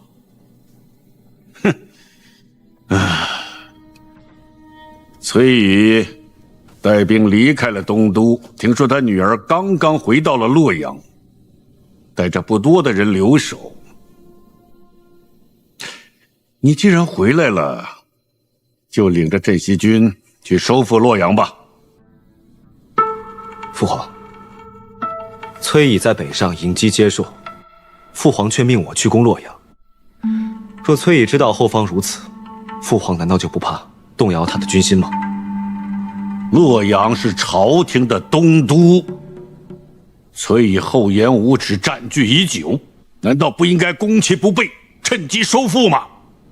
你不知道是怎么想的，成天惦记着打仗，现在让你去打仗，却又抗旨。父皇，崔乙在前线抗战，我们不能乱他后方。白水关到底是怎么丢的？军报上写得清清楚楚。崔乙的儿子跑去劝降，守城之将念及旧情，不忍杀他，他倒好，带着接硕的死士，把守将给杀了。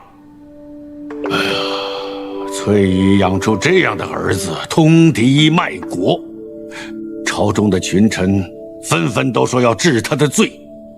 那是故相劝我，让崔乙将功赎罪。父皇，崔乙与他的养子柳承风早就一刀两断，只因柳承风勾结接硕，崔家与接硕有不共戴天的血仇。父皇就算怀疑谁，都不应该怀疑崔家。秦王，你真是让朕太失望了。那么朕现在问你，领镇西军收复东都，你遵旨还是不遵旨？儿臣不遵旨。儿臣请旨，回劳兰关戍边。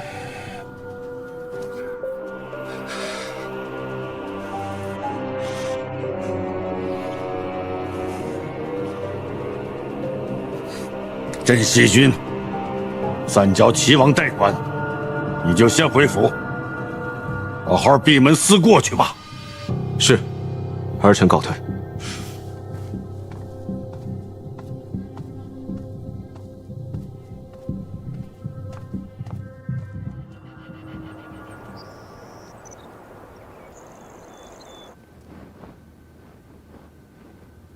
十七郎，你怎么来了？哎呀，别提了，今天在朝中，陛下将镇西军交给齐王代管，齐王命我和父亲即刻出京，父亲前往灵州，我前往毕州。齐王所为，是谋划已久。那日父皇想命我收复东都，言辞厉害。父皇说不出来那样的话，想必也是齐王叫他这么说的。他这么做，就是想将你身边的人一一调开，然后分化我们镇西军。我在这京中十分不快。自10几岁去了劳兰关，咱们就在一起。你也明白我心里，觉得京都王府一点意思都没有，而皇宫更是没有意思。可是十七郎，咱们都回不去劳兰关了。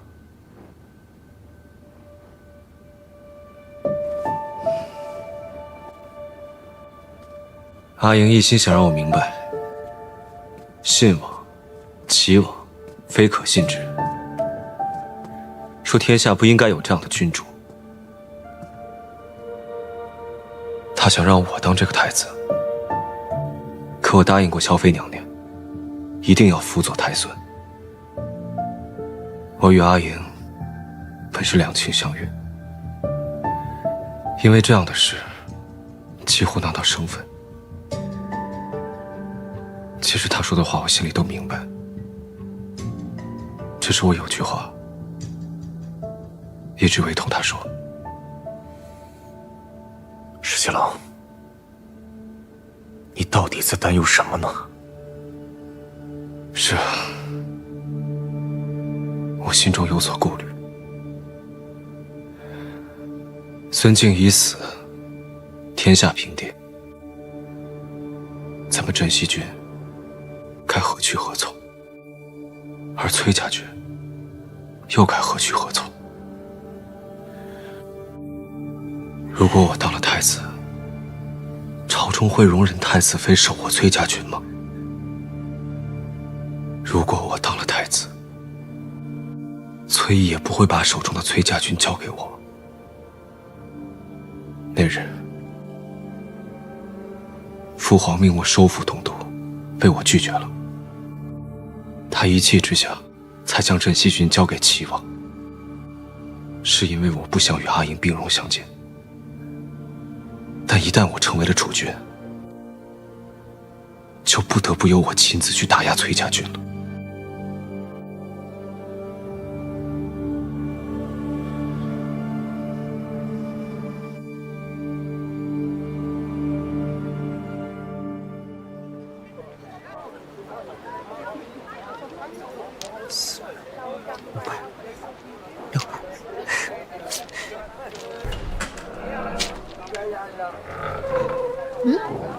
人呢？桃子，你吓死我了你！那，给你。什么呀？这么多银钱？这都是我平日攒下来的。上一次匆匆忙忙，就忘记给你了。这么多银钱给我干嘛？你先替我拿着，等将来，将来干嘛要我替你拿着？将来？什么将来啊？听不懂。哎，桃子，你上回不都已经答应我了吗？这傻子，我逗你的呀，这么容易就上当，吓死我！好啦，这些银钱呢，我替你好好收着。以后啊，我的饷银也跟它放在一起，说不定之后我们可以买几亩田，或者这个铺子也好啊。好，你说什么就是什么。以后你可得当心啊，不能这么容易就被人骗了啊。好，那我们走吧，我带你逛逛西长京。走吧。哎，桃子啊，这边热闹。十七郎，十七郎，快起来，快起来！哎，起来啊！醒醒，醒醒，十七郎。怎么了？告诉你个好消息，崔小姐来了。什么？崔小姐到西长京来了，桃子也来了。耳朵现在去见桃子了。听说啊，崔小姐这次来是特意要入宫觐见陛下。觐见陛下？是啊，桃子姑娘说的。她说呀，这次崔小姐来是带崔大将军来觐见陛下的。所以说啊，希望能在大潮之日上殿面圣。他这是想气死我。哎呀，十七郎，你这就不对了。虽说是觐见陛下，但八成还是想见见你。你这么说，不是伤人心吗？你不懂，我不懂，那你教教我，说来听听。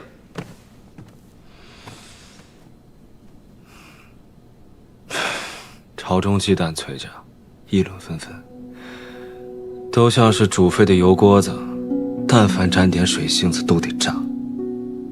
他还来火上浇油。再说了，他说代表崔大将军觐见陛下，匪夷所思。大将军卜凤朝都不能擅自入京，更何况她还是大将军的女儿，怎么能上朝堂呢？朝中那些文官唾沫星子都能喷死他。我就搞不明白了，你这话怎么听，都像是在担心崔小姐啊。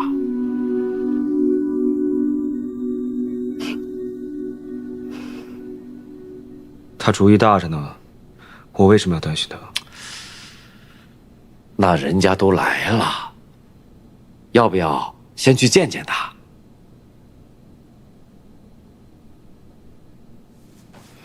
不见。哎，真的不见？行，不去。哎，不去，真不去。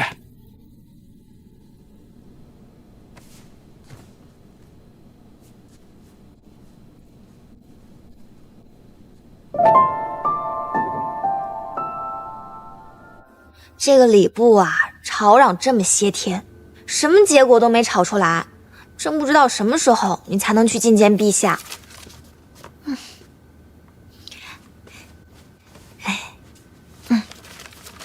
小姐，你想不想去见秦王？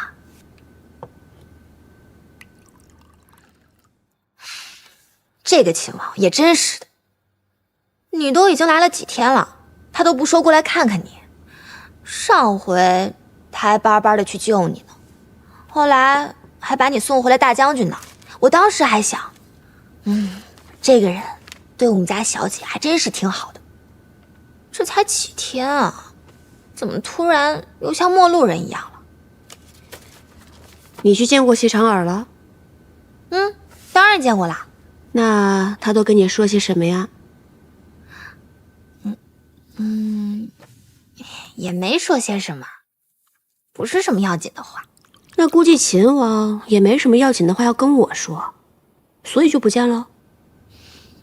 才不是这样呢，虽说是没有什么要紧的话，但是你看啊，我跟耳朵呢一起去看了杂耍，我们还去铺子里买了好多好多东西呢。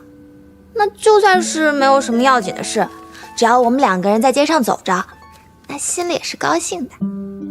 秦王不来见我，你怎么这么着急啊？我不是着急，我那是担心你。担心我是想着你会不会想要见秦王嘛？会不会？还是你想见谁啊？我不想。哎，这个破哨子！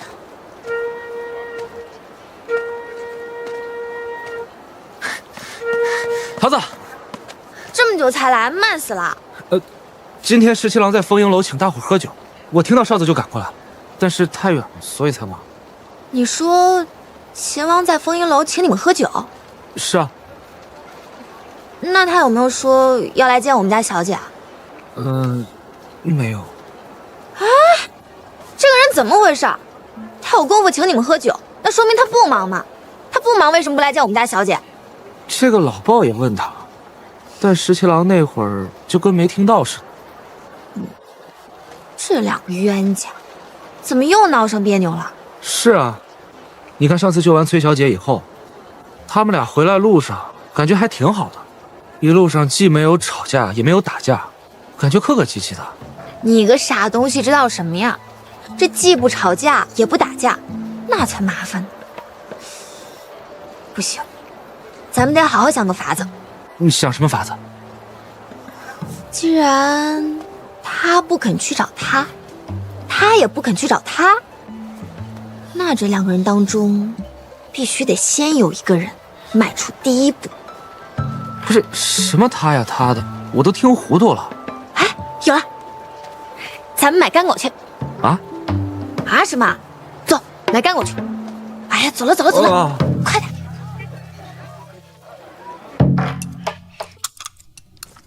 早听说丰英楼是京都最好的酒楼，果真名不虚传。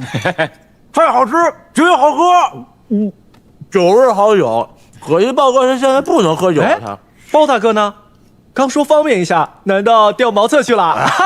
人家说方便就是去茅厕嘛，你为什么说调茅厕去？这方便，不去茅厕，难道还能去别墅啊？那当然了。这样，咱们打个赌，比划拳，谁要赢了就喝酒，谁要输了就去找老鲍，看他是不是真掉脑。好，玩一把，我进来。兄弟好啊，三星照啊，五魁首啊，六六顺啊，五魁首啊，七魁首啊，七岁草啊，兄弟好啊，六六顺啊，五魁首啊，八匹马啊！哎，我赢了！石七郎，你猜隔壁眼前是谁呀？啊，我来，再来，我猜。兄弟好呀，七魁首啊，你就不想知道吗？啊，三星照啊，大哥输了。哎，石七郎，你就不想去看看？行，反正我跟你说了啊，你不去是你的事儿。哎，大哥，来，咱俩来，我先来。兄弟好啊，三星正啊，五魁首啊，兄弟好啊！哎，桃子，你买这么多干果，你是要做什么？小姐喜欢吃这个，我打算用这个干果感动她。哎，老孟，桃子可是千叮咛万嘱咐，你这一年半载不能喝酒，放下。不喝就不喝嘛。哎呀，豹哥，来点你的花生米。有啊，对呀，豹哥，花生米有啊，这不是？哎，拿着，来，吃。啥呀这？哎，石七郎，你俩，这老豹太抠了吧？抠门了，是不是你们？这酒确实有些上头，我出去方便方便。石七郎，你慢点，咱们继续。来。6个6啊，兄弟好啊，六六顺啊！过来！哎，买定离手啊！咱们就赌，石七郎去还是不去啊？下注吧！我觉得呀，他肯定去。好，压10文，去10文啊！还有谁？我全压他不去，他必须去。好，20文。20文不去，好，不去，一言为定，愿赌服输，愿赌服输。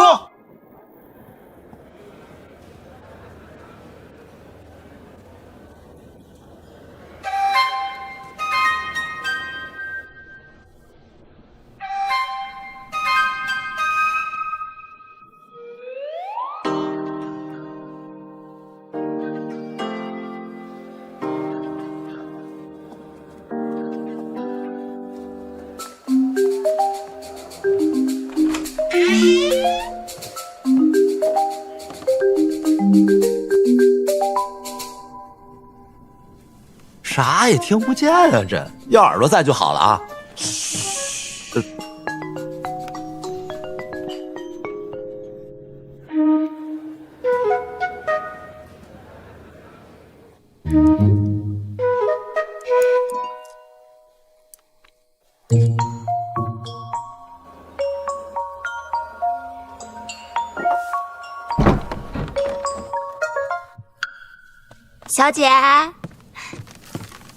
小姐，秦王特意买了你爱吃的干果，让我拿过来的，是吗？是啊，小姐，你可是不知道，这个干果要排很久的队才能买到的。拿来我尝尝。哎，回来了！回来！石七郎，你进隔壁看没有啊？进了吗？没进吧？进去了吗？石七郎，没进。哎呀，愿赌服输，愿赌服输。老二接着，老四来。这石七郎，你咋不进去呢？你害俺输了好多钱。这你就不知道了吧？石七郎是军中最好的斥候，他肯定发现啊，隔壁是2个抠脚大汉，发现不是隋小姐，所以就不上当。对，哎，是3个，3个。哎，我怎么看见是2个呢？他们点到酒水饭食，连筷子都是让茶博士上的2双。你怎么就发现是3个呢？还有一个在楼下，刚刚上来。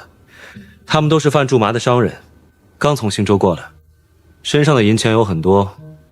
落单那个是去换钱了，本来不想来丰盈楼吃饭，后来想想还是来，所以查博士又多准备了1副碗筷。还是17郎厉害呀！佩服佩服！我就说嘛，17郎虽然没进去，但他肯定会把隔壁是什么人、什么身份弄得清清楚楚。你们还不服气，偏要跟我赌，输了吧？给钱！给钱！哈哈，这是我的。我又输了10文。这秦王特意去给你买了干果，咱们是不是也应该送他点什么，表示一下感谢？确实挺好吃的。不枉你排队排了那么久。你怎么知道这个干果不是秦王买的？哼，这一眼就被你识破了，看来8成也骗不到秦王。骗他什么？就是这个干果啊，谢长儿也带了1份回去。本来我俩都商量好了，就说这个干果是你给他买的，这下可好，他8成也是骗不到。来，那就谁买的谁吃。真的排了很久的队的，是挺好吃的，辛苦你了。我自己吃。来，哥敬你。大哥，你又不是不知道，父皇虽然让我代管镇西军，但是那裴氏父子怎肯听我的呢？我这代管不过是个虚职罢了。比起我来，天天被关在这府上，你强100倍吧。大哥何必泄气呢？眼下刚好有个机会可以向父皇求情。什么机会？什么机会？母后的继承快到了，看在以示母后的情分上，父皇肯定会心软。对呀，母后的继承快到了，让我要亲自给父皇上书来诉说此情。也许父皇能看在母后的份上，把我给放了。大哥放心吧，臣弟定然会全力在父皇面前替大哥求情的。接到殿下的帖子，深感殿下雅意。殿下说得了2团好茶，邀我共赏，我就毫不客气前来叨扰了。顾相客气了，这还有2株老梅庄盆景，是裴元到了毕州之后派人给我送过来的，虽不值钱，但颇有意趣。我是个粗野之人，不懂这些花月之事，但我听闻顾相画梅乃是京中一绝，所以这2株老梅庄盆景放到我府里实在是可惜，回头一并送到顾相府中去。多感殿下圣意，却之不恭啊。对了，这崔乙的女儿崔氏女要觐见陛下之时，礼部还没争出个分晓吗？不只是礼部争执不下，现在啊，连兵部也掺和进来了。兵部说，崔家军在前方抗敌打仗，崔氏女可以视作大将军之子去觐见陛下。可礼部却驳说没有此先例，而户部又说，崔家军的粮草、军饷，均未从户部拨发，自从平凉未阳的税赋中扣除，这笔糊涂账不能不算。现在崔氏女还没有见到陛下，可6部自己却吵了个不可开交。其实这崔氏女要觐见陛下，礼部不就是拘泥于没有先例吗？这崔氏女的母亲贺氏是朝廷敕封的武烈夫人。我记得在瑞景年间，朝廷为了京表辅圣夫人，特意在大潮之日，令辅圣夫人的女儿亲自上殿，由世祖皇帝亲自赐了金表。殿下真是一语惊醒梦中人呐，确有此先例。既然如此，那崔氏女便可以上殿觐见陛下了。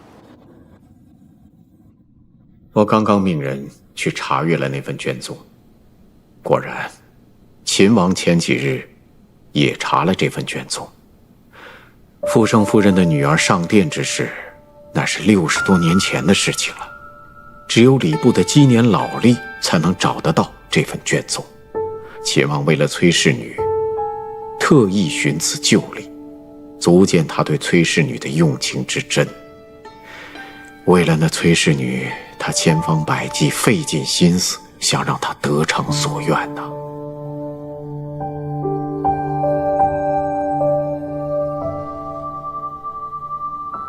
婉儿，你是个聪明的孩子。倘若你的对手是崔氏女，为父觉得你颇可一试。但若你的对手不是崔氏女，而是秦王对那崔氏女的一腔真情，那你觉得你还有几分胜算呢？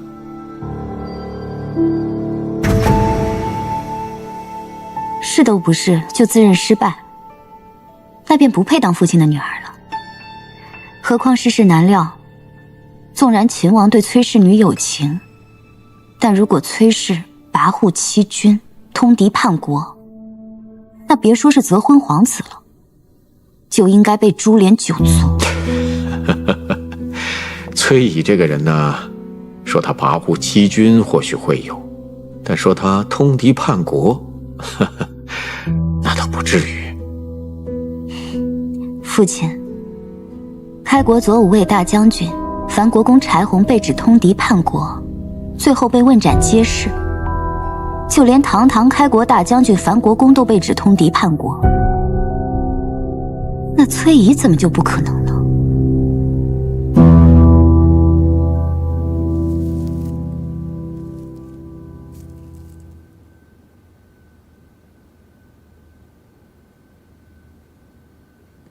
小姐，小姐，刚刚礼部派人来说，可以去觐见陛下了，就在3日之后，大潮之期。是吗？看来他们终于争论出了一个章程啊。反正礼部的人说是依照什么辅圣夫人之女先例，我也不懂什么意思。总之就是说，小姐可以去觐见陛下了。这还真比我想的快一些。不过我是听说是顾相亲自去了一趟礼部，翻找了大概60多年前的先例，所以礼部才这么快同意你去觐见的。60多年前的旧历啊，也难为他能找到了。看来顾相为了平息朝中争议，也真是辛苦用心了。哦，对了，小姐，我听耳朵跟我说，秦王前些日子也去了好几趟礼部，说是为了什么边关的事情去查了好几天的卷宗。哎呀，你也知道那些卷宗啊，都多少年没人碰过了，他们翻找了几天，弄得灰头土脸的。我看秦王这个人啊，真是挺没意思的。人家顾相都知道去为了我们翻找先例，他呢，只顾自己的事，对你也不闻不问的。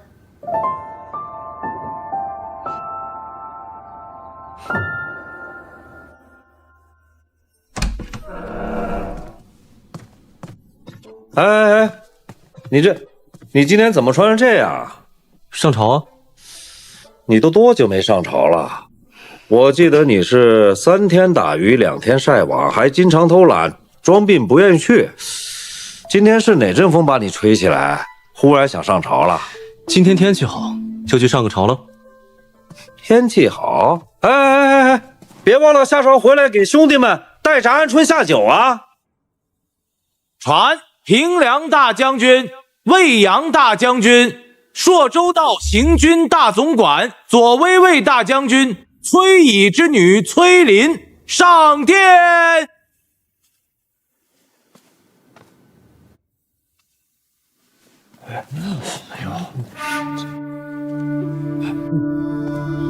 你就是崔乙的女儿啊！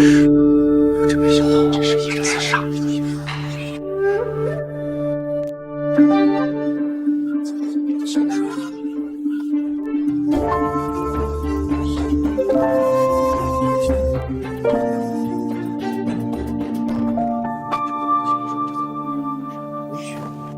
臣女崔琳参见陛下。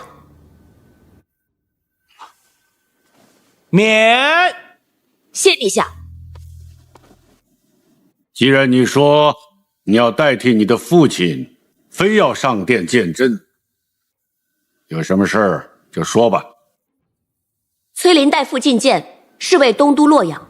于孙敬叛乱之时，由崔家军暂为代管。如今天下平静，陛下欲急垂拱之志，故崔家军即刻退出洛阳，将东都洛阳归还于朝中。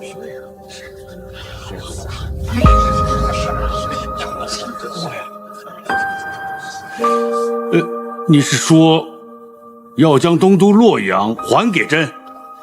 是，洛阳是国朝的东都，自然也是陛下的东都。崔家军不过是代管而已。如今叛乱已平，崔家军当然应该退出洛阳，将东都归还于朝。好，很好。哎呀，原来你上殿是为了说这件事，早说嘛！好，哎，朕就喜欢你这么爽快的孩子。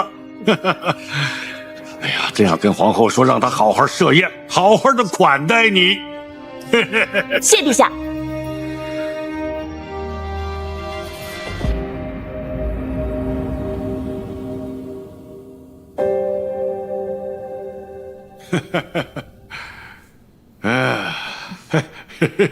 皇后啊，今天这个崔林穿着盔甲走上大殿的时候，朕心里就在想，这个崔乙如此的无礼，他教出的女儿也不会好到哪儿去。可是没想到，崔林一开口就说要将东都洛阳还给朝廷。恭喜陛下，不费一兵一卒，便收回了东都。吴国师说过了，朕是真龙天命，天命所归，当然是福运绵绵。适才陛下说要设宴款待崔小姐，不知要如何办得才好？还办得热闹一些，多叫一些大家闺秀，啊，让这个崔林看看，京中真正的大家闺秀都是什么样的，也好压一压她的气焰。是。崔家军如今在朔州作战，朝廷对其猜忌不断。崔林呢，代父入朝，将东都洛阳还于朝廷。这步棋大开大合，果断干脆。这崔乙行事果然是老辣呀，不愧是沙场宿将。以婉娘对崔氏女的了解，倒觉得或许是崔林向她的父亲建议，才会有今日此举。那这个崔林倒是出乎我的意料啊。在父亲看来，朝中对于崔乙的猜忌是完全打消了，还是暂时打消了？哼，自然是暂时打消。崔乙是平凉卫阳的大将军，手握重兵，朝廷怎么可能对他不忌惮？适才父亲提到皇后要宴请崔小姐，会请京中闺秀作陪，婉娘是有资格做这个陪客的吧？那是自然。那就让婉娘好好见识见识这位代父进谏的崔小姐。你不是已经颇为了解她了吗？此一时彼一时也。以前她在军中，现在她在庙堂。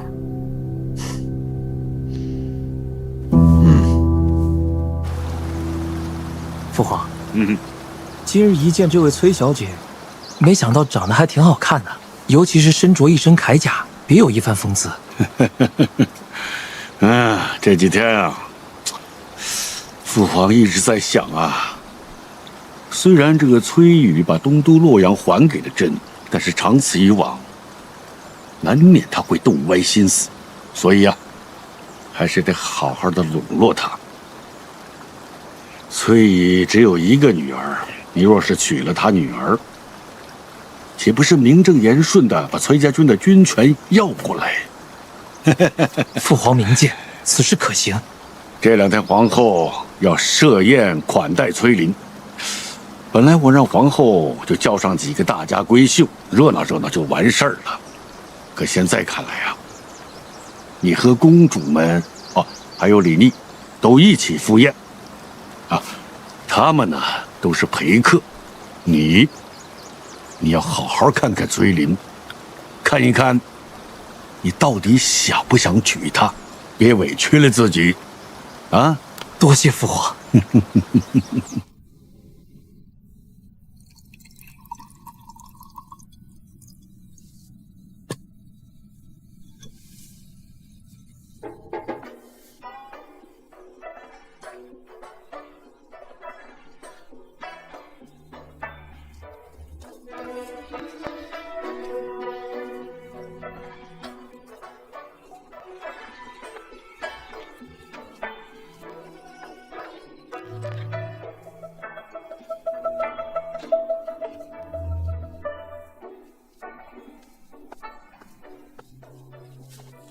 臣女崔琳拜见皇后娘娘。免礼免礼。前日崔小姐着甲上殿，据说英气勃勃，不让须眉。我正想着今日大约能见着一位女将军，没想到今日崔小姐做闺阁女儿装扮，却又这般仪态万方，窈窕动人。皇后娘娘过誉了。不必拘束，快入座吧。谢娘娘。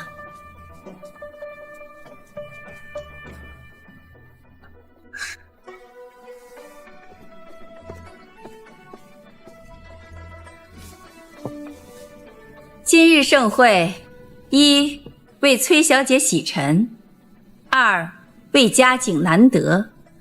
崔小姐久居瀛州，难得来京城，今日就让齐王、秦王这些个年轻孩子招待你游冶尽兴。今日满饮此杯，为崔小姐接风。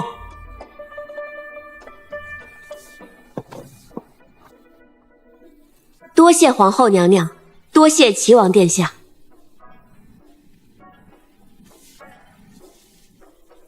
禀母后，夺彩之器已经预备好了。如此甚好，今日设宴，我正愁没个新鲜玩意儿。齐王特意从南边寻了个新鲜的杂耍班子，就让崔小姐和今日的诸位客人们都一起瞧个热闹。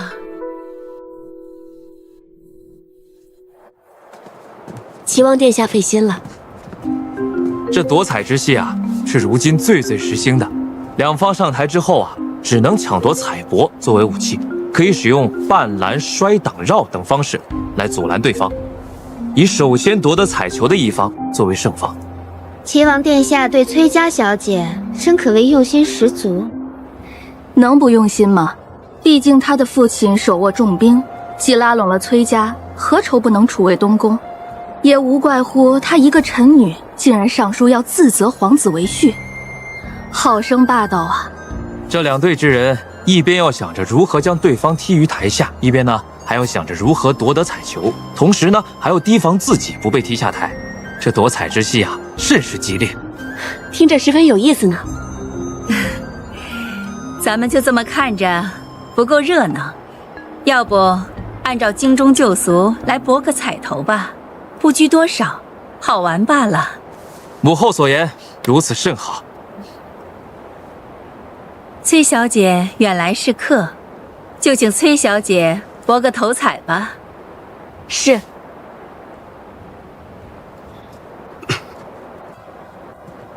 崔小姐看好哪一队，便可以压哪一队，将彩头置于金盘之上，就是压彩了。一会儿由崔小姐将彩帛置于台上，便算是开彩。齐王殿下看好哪一队呢？我看红队的人机敏灵巧，定是能旗开得胜。那我就压殿下看好的这一队。我压红队胜，以这只金镯为彩头。秦王殿下可要下注？殿下，让婉娘大胆为殿下选一队吧。你想选哪一队？婉娘自然觉得蓝队可胜。行，那我就替顾小姐选蓝队胜。这玉鱼作为彩头。三弟豪阔呀，豪阔！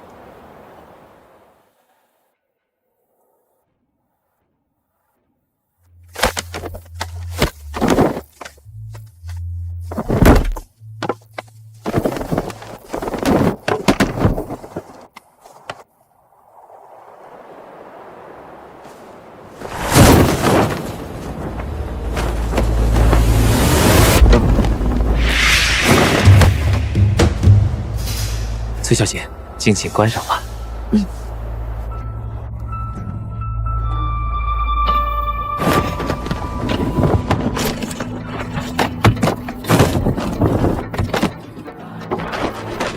好，幸不辱命，替崔小姐押中吧。殿下好眼光。其余的都赏给获胜的红队吧。崔小姐觉得下一局该压哪一队呢？我觉得还是要压红队。我看红队啊，风头正盛，一定能连胜。传令下去，今日大家尽兴，无论哪队获胜，全部都赏100金。且慢。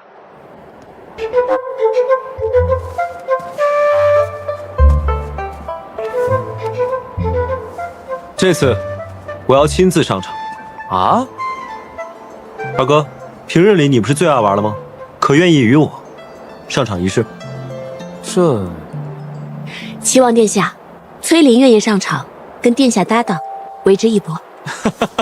有崔小姐相助，定能拿下此局。可是三弟啊，我们是2人，你却是1人，对你不公平啊！不如你从这杂耍班子里再挑1人作为搭档，如何？不必了，我以1敌2即可。亲王殿下，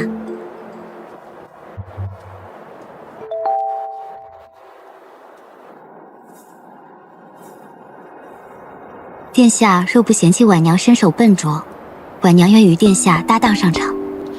顾小姐，这夺彩之戏颇为危险。殿下不必多虑，婉娘明白的。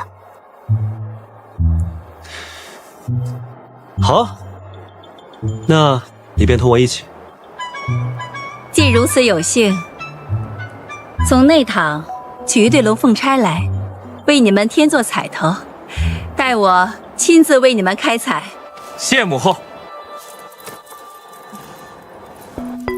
哎，你说，我们开一家这样的点心铺子怎么样？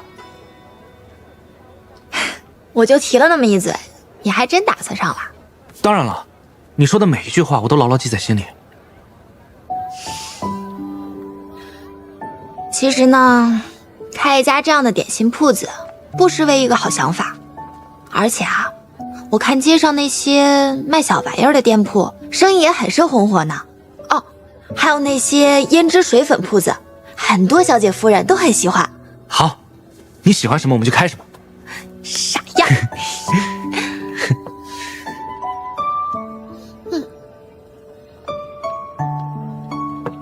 今天皇后设宴，你说这宴会到底怎么样了呀？也不知道秦王和小姐他们俩见上了没有？一定会见到的。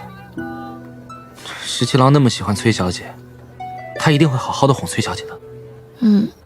希望他俩赶紧和好吧，要不然咱俩成日这么好的，他们要是再不和好，我可太内疚，真觉得对不起小姐。一定会的。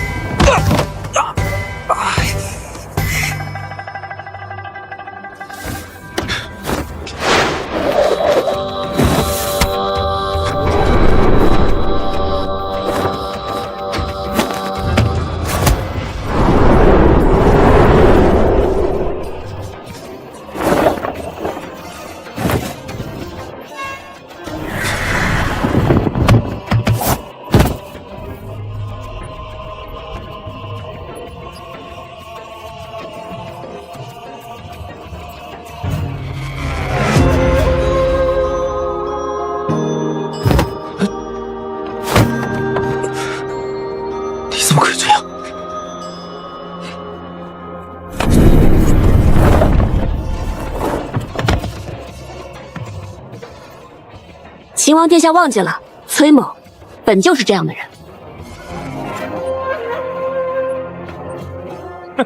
好，好，崔小姐，巾帼英雄。今日崔小姐真让我等大开眼界。崔小姐不愧是上过战场的人，如此夺彩之戏也精妙纷呈。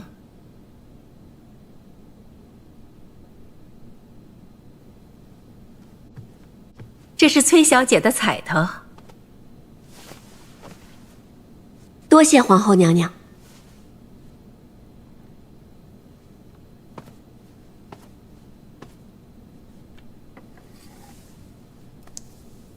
这对龙凤钗不愧是内省重工，细巧非常。皇后娘娘，您赠我的这对龙凤钗，我可以转赠给他人吗？既然是你的彩头，自然任你处置。谢娘娘。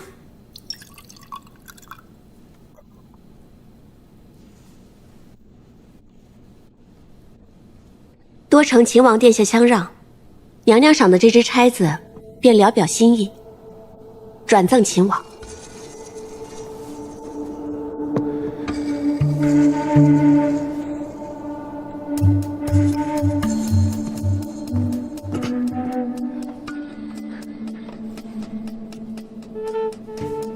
齐王殿下、秦王殿下皆是男子，而我也是素来征战沙场惯了，唯有顾小姐素处闺阁，今日却自告奋勇上台，虽然不慎受伤，却没有一声叫透。那这只凤钗便转赠给顾小姐，以慰你今日之勇。多谢崔小姐。都是娘娘的赏赐，我不过是借花献佛罢了。秦王殿下当与顾小姐一起，谢过皇后娘娘恩典。理应如此。谢母后。谢皇后娘娘。不需多礼，你们都入座吧。是。好孩子，你快过来。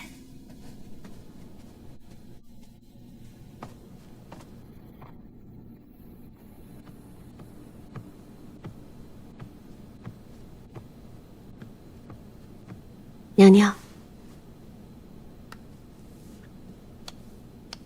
生得这么娇颜秀美，偏又英气过人，最难得的是你这般大方周全。适才我得知顾婉娘受伤，本想待会儿赠她一对珍珠耳环抚慰一二，你却已经替我想到了。娘娘不怪我唐突才好。怎么会呢？刚才在台上，我看着你，就如同一只燕子一般，轻盈灵巧。秦王素日有勇猛无敌的名头，今日你却赢了他，可见呀，你确实比他还更胜一筹呢。皇后娘娘过誉了。饿了吧？开宴吧。是。你快回去休息。谢娘娘。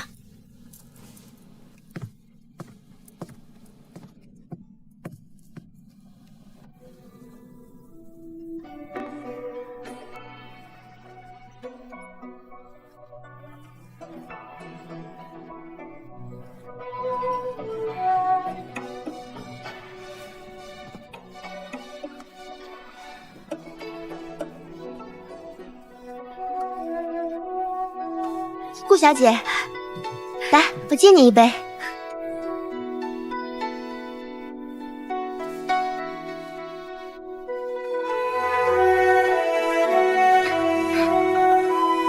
齐王殿下，齐王殿下。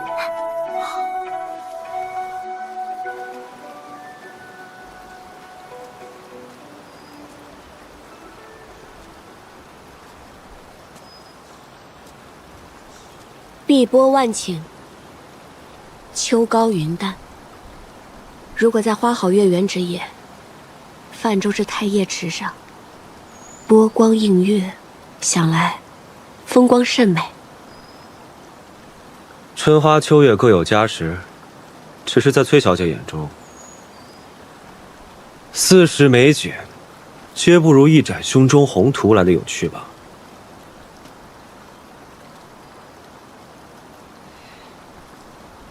你心中恼恨我，人各有志，我何必恨你？我看你是生气的样子。既然输了，自然是有些不悦。恐怕你不是生气输了钱，而是生气我为什么亲你。是啊，你怎能行如此轻薄之举？今日人多，若是被旁人看到，还了得？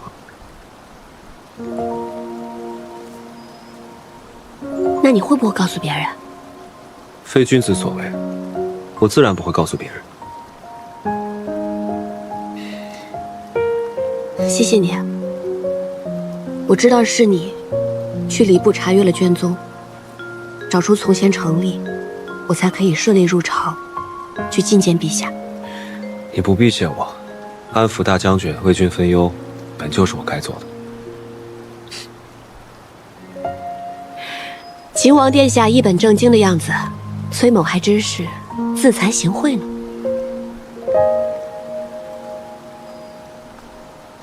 李来，走。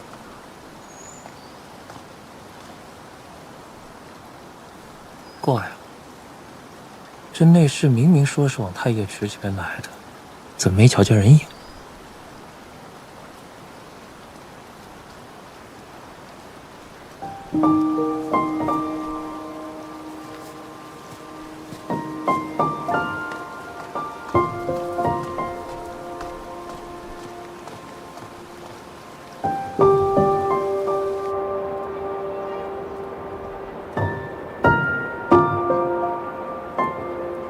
崔小姐，崔小姐，哦，齐王殿下。此演结束之后，我也要出宫去，正好送送崔小姐。那就有劳殿下了。恃才夺彩之时，崔小姐赢得实在是精彩，令本王大开眼界。殿下过誉了，那些不过都是玩乐的雕虫小技。若不是有崔小姐在的话，又怎能赢得了秦王，夺得宰头呢？那是殿下眼光好，所以才压得中。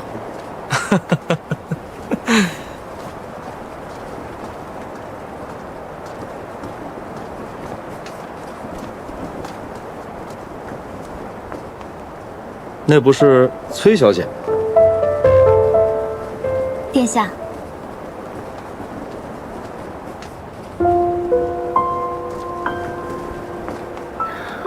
顾小姐，你的伤没事吧？我府中有伤药，用了之后不留疤，回头让人给你送一些。多谢殿下。客气了。不知崔小姐平日都有些什么爱好？送来的玫瑰荔枝樱花酪，奶娘吃了说特别好吃，让我再三多谢。既然奶娘喜欢，下回我请她去店铺里多吃。素闻秋日里骑马驰骋乐游园十分的畅快，我看明日必定是个好天气，不如明日我陪崔小姐去趟乐游园吧。啊，殿下客气了，只是明日我要去慈恩寺还愿。那我陪你去慈恩寺。殿下，殿下，齐王殿下，陛下传您。就这么说定了，明日我陪你去慈恩寺，我先去见父皇了。说定了，明日一早我派人去你府上接你。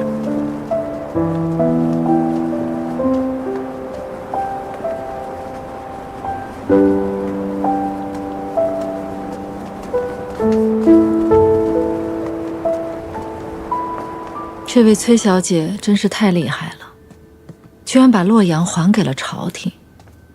确实，东都与西长京近在咫尺。如今这个局面，他崔家若是再占着洛阳，恐怕只有百害而无一益呀。这难道不是那位崔大将军的主意？我认为，恐怕是崔林的主张。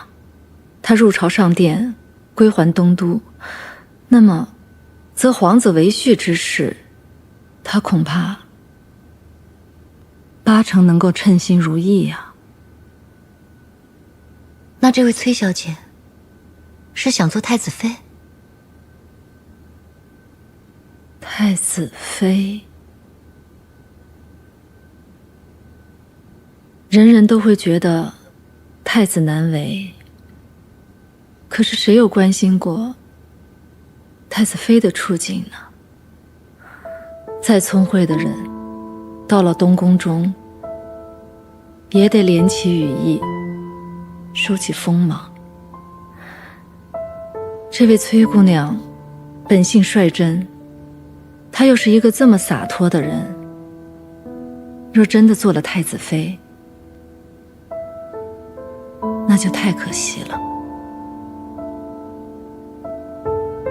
娘娘，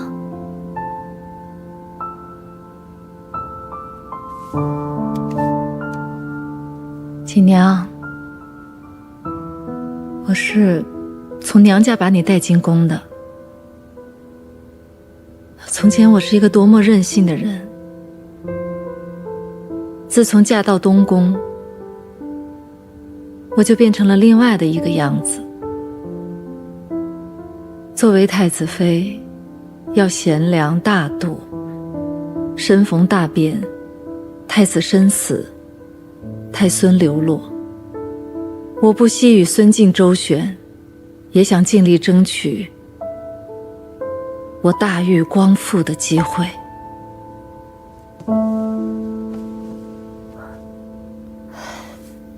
娘娘心里苦，奴婢都知道。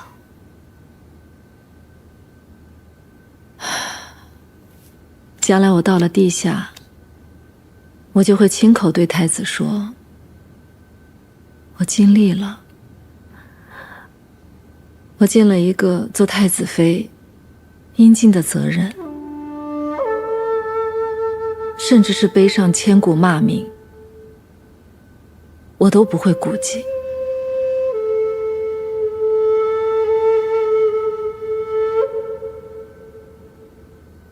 可是锦娘，我都不认得我自己了。史书上写到我，也就是寥寥的一句话，也许会骂我不真，可是我做了那么多，我到底是谁我都不知道了。娘娘，您哭一场吧，好好的哭一场。不，自从我做了太子妃，我就告诉我自己，不能再软弱和流泪了。我不能忘，我曾是大禹王朝的太子妃。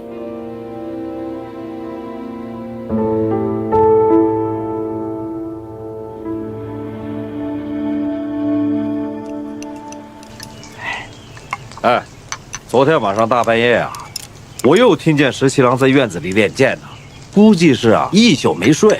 相思病嘛，睡不着那是应该的。不是，那崔小姐不是在喜长青吗？在就不能害相思病吗？在都在了，相思什么呀？你不懂，你懂。你摸过女人的手吗你？那你懂？你摸过女人的手吗？我懂，你摸我，你摸我，我懂。行了，喝粥吧。石七郎，石七郎，你这么早去哪儿啊？去散散心。你昨天不是说要给顾小姐送药膏吗？叫谁去啊？难不成亲自去啊？你去吧。得，我就不该问。石七郎，你就没有什么东西要送给崔小姐的吗？没有。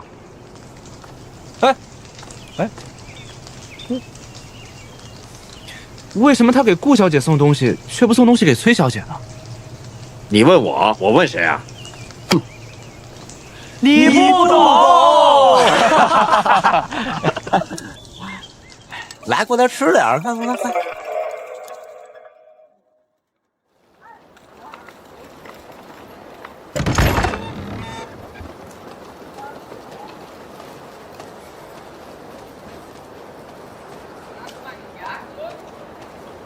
见过齐王殿下。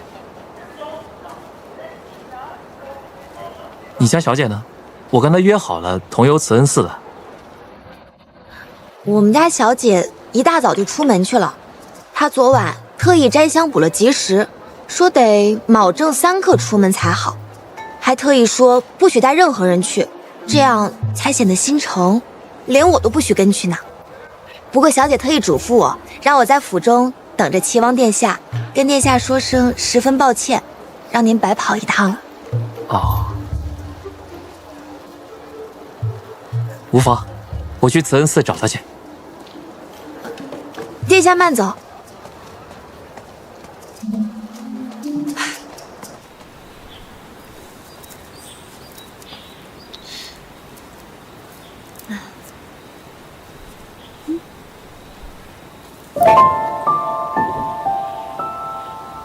看着挺简单的，怎么就是编不好？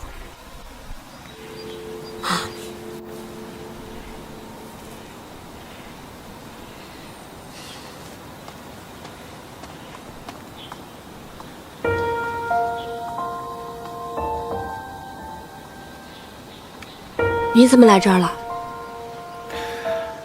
本想着出来走走，结果走到这儿，大概是不由自主吧。没想到在这里遇到你。我并不想去什么慈恩寺。我知道。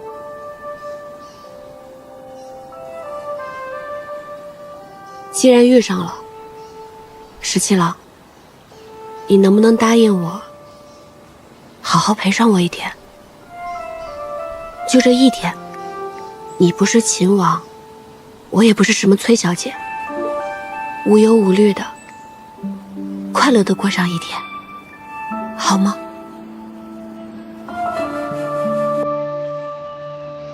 好，我答应你。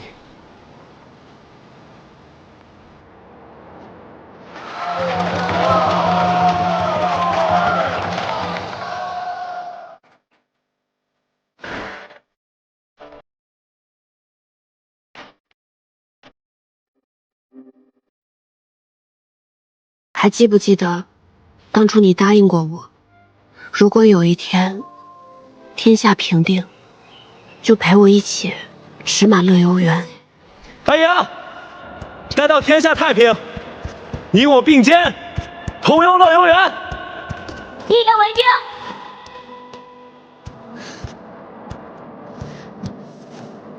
说过的话，许过的愿，或许都兑现不了。但是我很希望能有这么一天，哪怕只有12个时辰，我们俩什么都不想，快快乐乐、无忧无虑的过一天，好吗？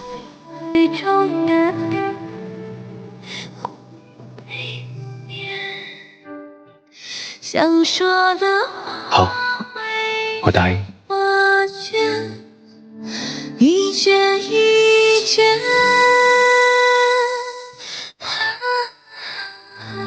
你是唯一的誓言，心照不宣。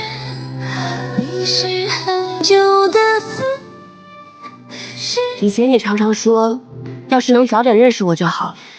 现在我也这么觉得。如果我能早点认识你，我就会带你去瀛洲，去看杏花，去吃小白杏。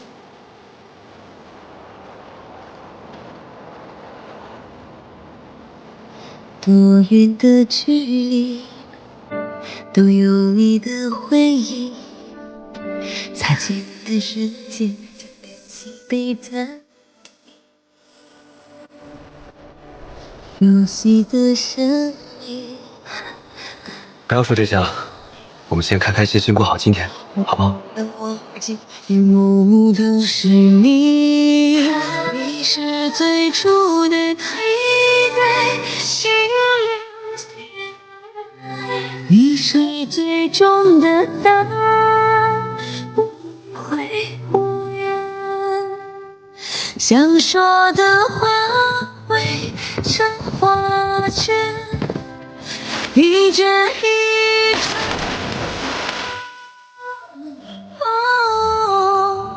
你是唯一的誓言。秋波沉静，秋水长天，这里可真美啊！这让我想起了在劳兰关的时候，每到秋天，老包就会在河边打黄羊，然后每天都烤羊肉吃。哎，说的我都饿了。我下水给你抓鱼吃。好呀。哎，谢谢了，来，那儿有条大鱼。嘿，嘿，上去了。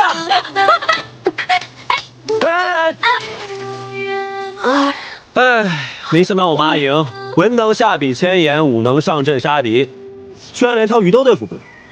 没想到我们十七郎忙活了半天，好不容易抓条鱼，也没有好好的送到我手上。再来。哎，有后面，后面。心照不宣，你是永恒的快点。不弃不变，历尽千帆也不离散，天地为鉴。怎么样，好吃吗？十七郎连烤的鱼都这么好吃，真是不世之才。你这么一夸我，我就心惊胆战，我总觉得哪里又上当了呢。我这不是在夸你，我是在自夸呢。自夸？你看啊，我喜欢的十七郎是如此精彩绝艳，那我是不是眼光绝佳？是不是很厉害呢？你在我心里一直最好，也最厉害。这明明是在夸我，但是听起来好像你也是在自夸呢。那是自然，我喜欢的阿莹就是这样精彩绝艳，我明明也眼光绝佳，十分厉害呀。